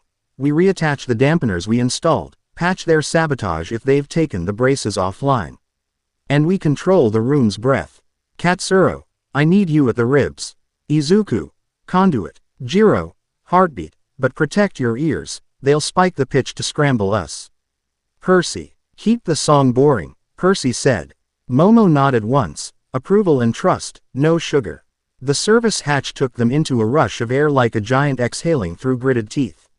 The vault's door had been forced into cooperation. Concrete lips bent back with a prose touch that didn't care about later. Inside, light stabbed white. Instruments stacked the catwalk in a hedge of temporary that wanted permanence. A squad in Aegis blues moved like people who had practiced disagreeing with an audit.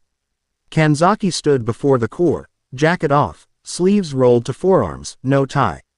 Tired, focused, Not triumphant. He looked like a parent deciding to amputate. You came, he said. You invited us with your faucet knock, Percy said, and didn't break stride. Public oversight doesn't cover a city dying of a quirk cascade, Kanzaki said. Calm, not cold. There's a resonance spike we didn't predict. I tried your steady tone. It bought us time and cost us authority.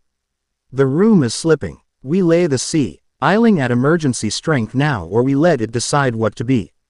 Let it, Katsuro snapped, sliding to a rib with salt already beating between his fingers. It's a room, not a referendum. It's an amplifier, Momo said, already bolting a brace. Amplifiers don't choose songs, conductors do. Kanzaki's eyes flicked to Percy. Be mine for 10 minutes, he said, plain. We write the charter after. I accept every oversight, but I need the city alive to be criticized. Crown me so I can abdicate later, Kaide said from the door, breathless and furious. No. A quake went through the vault that wasn't ground, it was pressure. Knotting the ribs, flirting with a pitch that could split teeth. Pipes somewhere above wailed. Water nosed through seams Percy hadn't cut. The core tugged at Percy's gut like a tide with his name in it. The limiter ring heated, reminding him it was there. He didn't touch it with his other hand because touching apologies made them worse. All Might stepped out of shadow with shoulders pulled narrow. A figure that used to be bigger. Director, he said, low and even. You brought us to a place that asks if you trust anyone but yourself. I trust the numbers, Kanzaki said. And the odds. Then trust ours, Percy said.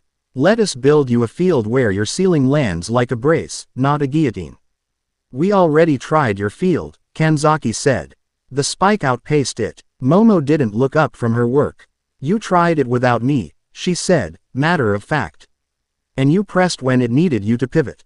Kaide slipped behind a console she wasn't opposed to touch and ghosted the uplink jargon into a loop that would replay last minute's data and buy them 10 seconds of not being shut down. Jiro's fingers flew over sliders. Room heartbeat is irregular. They're pushing a suppression wave at the wrong frequency, like forcing a tuning fork to hold a note that doesn't exist. Show me, Izuku said, plants his feet where he could see Percy out of the corner of his eye. Where he could feel Momo's presence like a wall. If we sync to the rib oscillation instead of the air column. Then your body keeps time, Aizawa cut in, eyes red and kind. And someone catches you if you fall. Kanzaki stared at the readouts, then at them, then at the city above, as if he could see it through stone. If we fail, people drown, he said.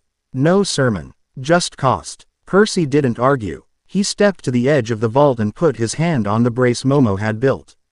We're doing it, he said, and that was the vote.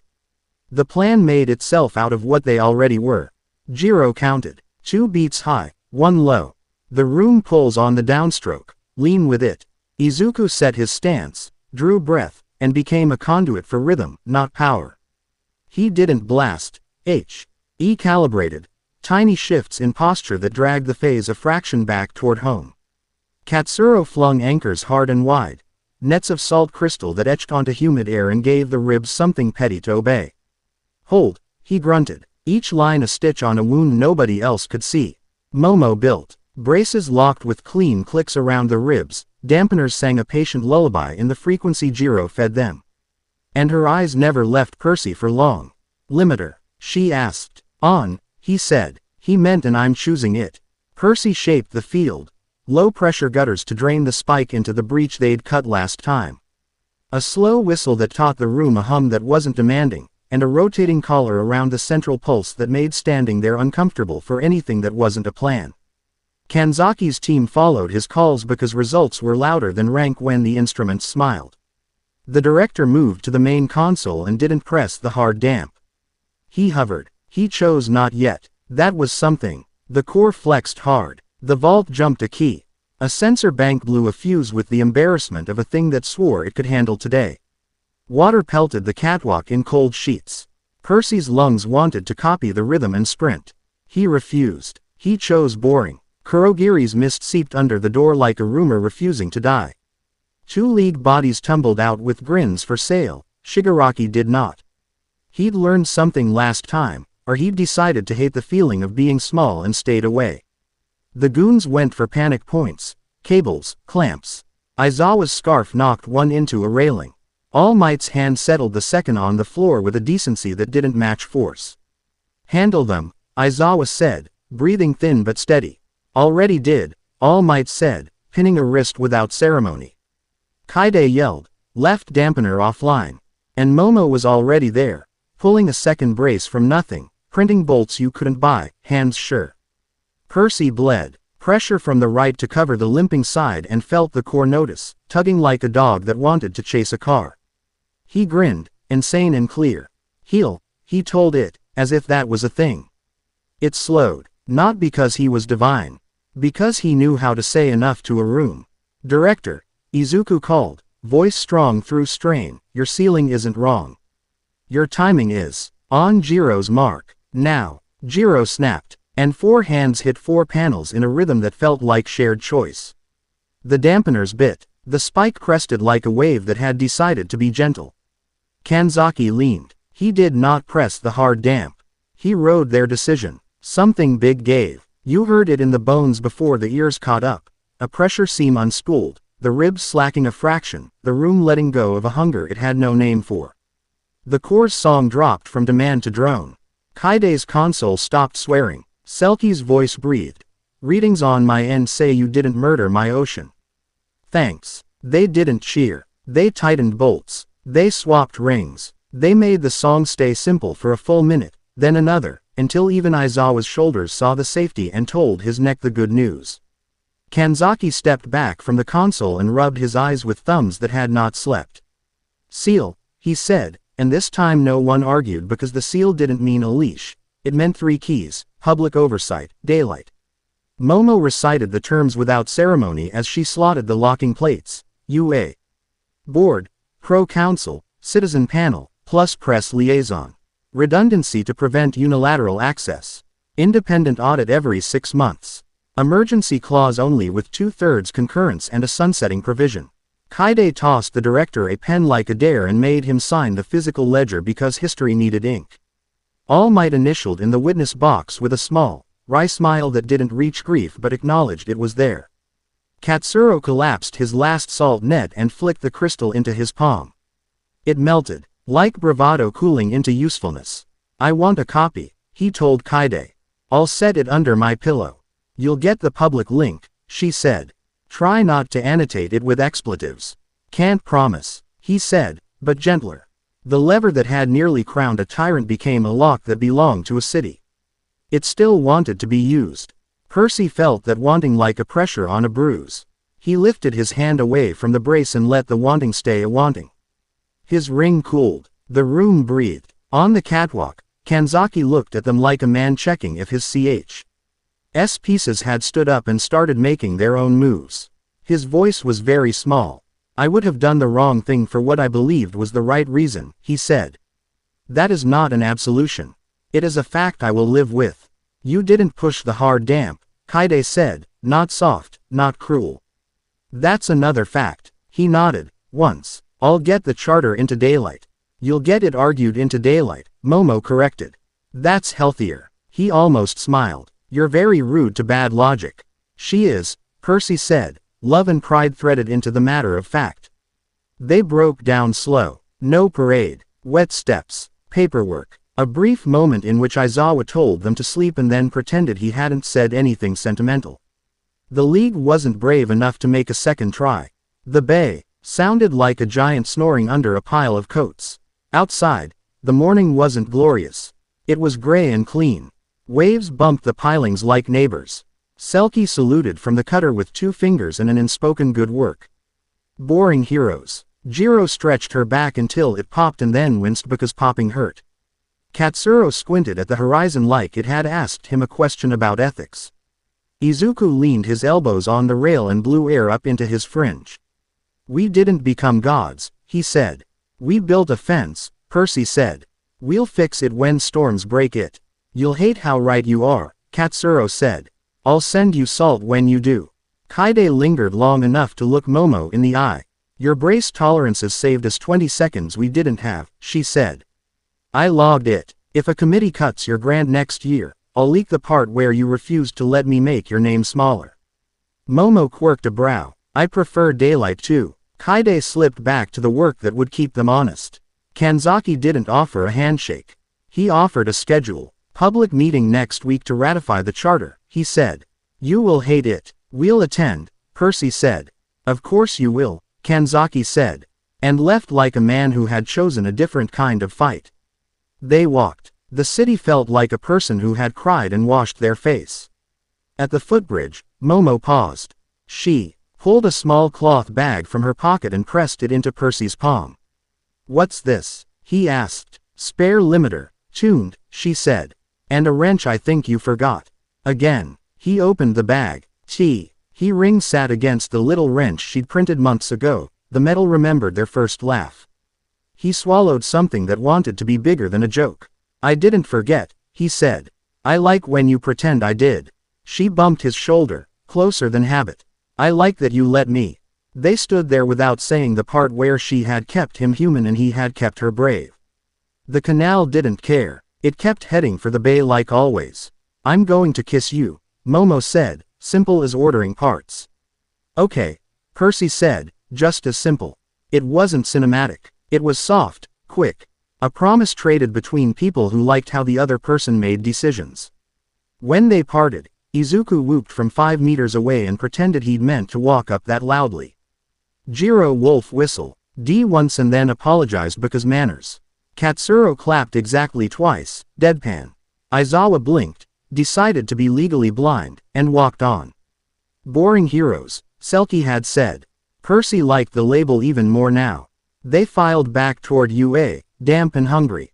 The dorm smelled like rice and victory fatigue. The news cycle tried to get ahead, it couldn't. The oversight charter hit the afternoon E'd with more red lines than a midterm essay. That was good. It meant everyone had a pen. That night, they took shifts at the canal. Not because it needed guards, because they did. Percy's turn landed at 2 a.m. The city's windows were mostly dark. A drunk bike clattered somewhere and laughed at itself. The bay's hum had settled to a polite whisper. Footsteps joined him on the bridge. Todoroki. Quiet, hood up, hands bare. I heard, he said. You told a god to heal.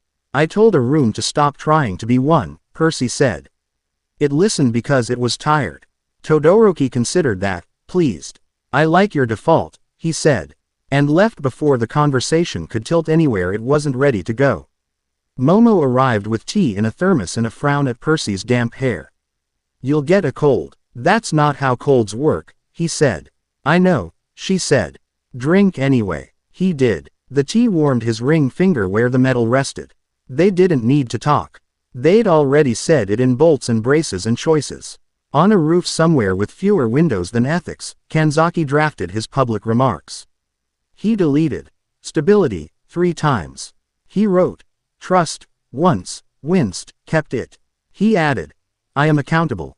He put Kaide's name on the charter and didn't take it off even when he realized it would make meetings worse. Kaide filed 3 boring memos in triplicate and smiled like a criminal as she stamped them. She texted Percy a photo of a stapler. He sent back a wrench. Small trophies. Katsuro lay on his dorm bed staring at an unpainted ceiling and flipped a salt bead on his knuckles until it dissolved. He texted Percy. You owe me 1 horrible snack for saving your left flank. Percy replied. 2 horrible snacks. Pick your poison. Rivalry tended itself. Izuku wrote 3 pages he'd never show anyone about choosing the right vector, then texted All Might a single line. Thank you for not choosing for us. All Might sent back. You chose well. The old hero smiled at a balcony no one saw and felt the city breathing on his face like it used to when he was bigger. Percy and Momo finished their shift with their hands on the rail, close, not clenched. The water ran like an honest sentence. He'd refused the crown. He'd kept his hands open. He'd asked a room to be boring and a city to be brave. He liked the odds that came next because they were made out of arguments in daylight in. D wrenches left where people could find them. Tomorrow, Momo said. Tomorrow, he agreed, and they went in together. Chapter 8 End.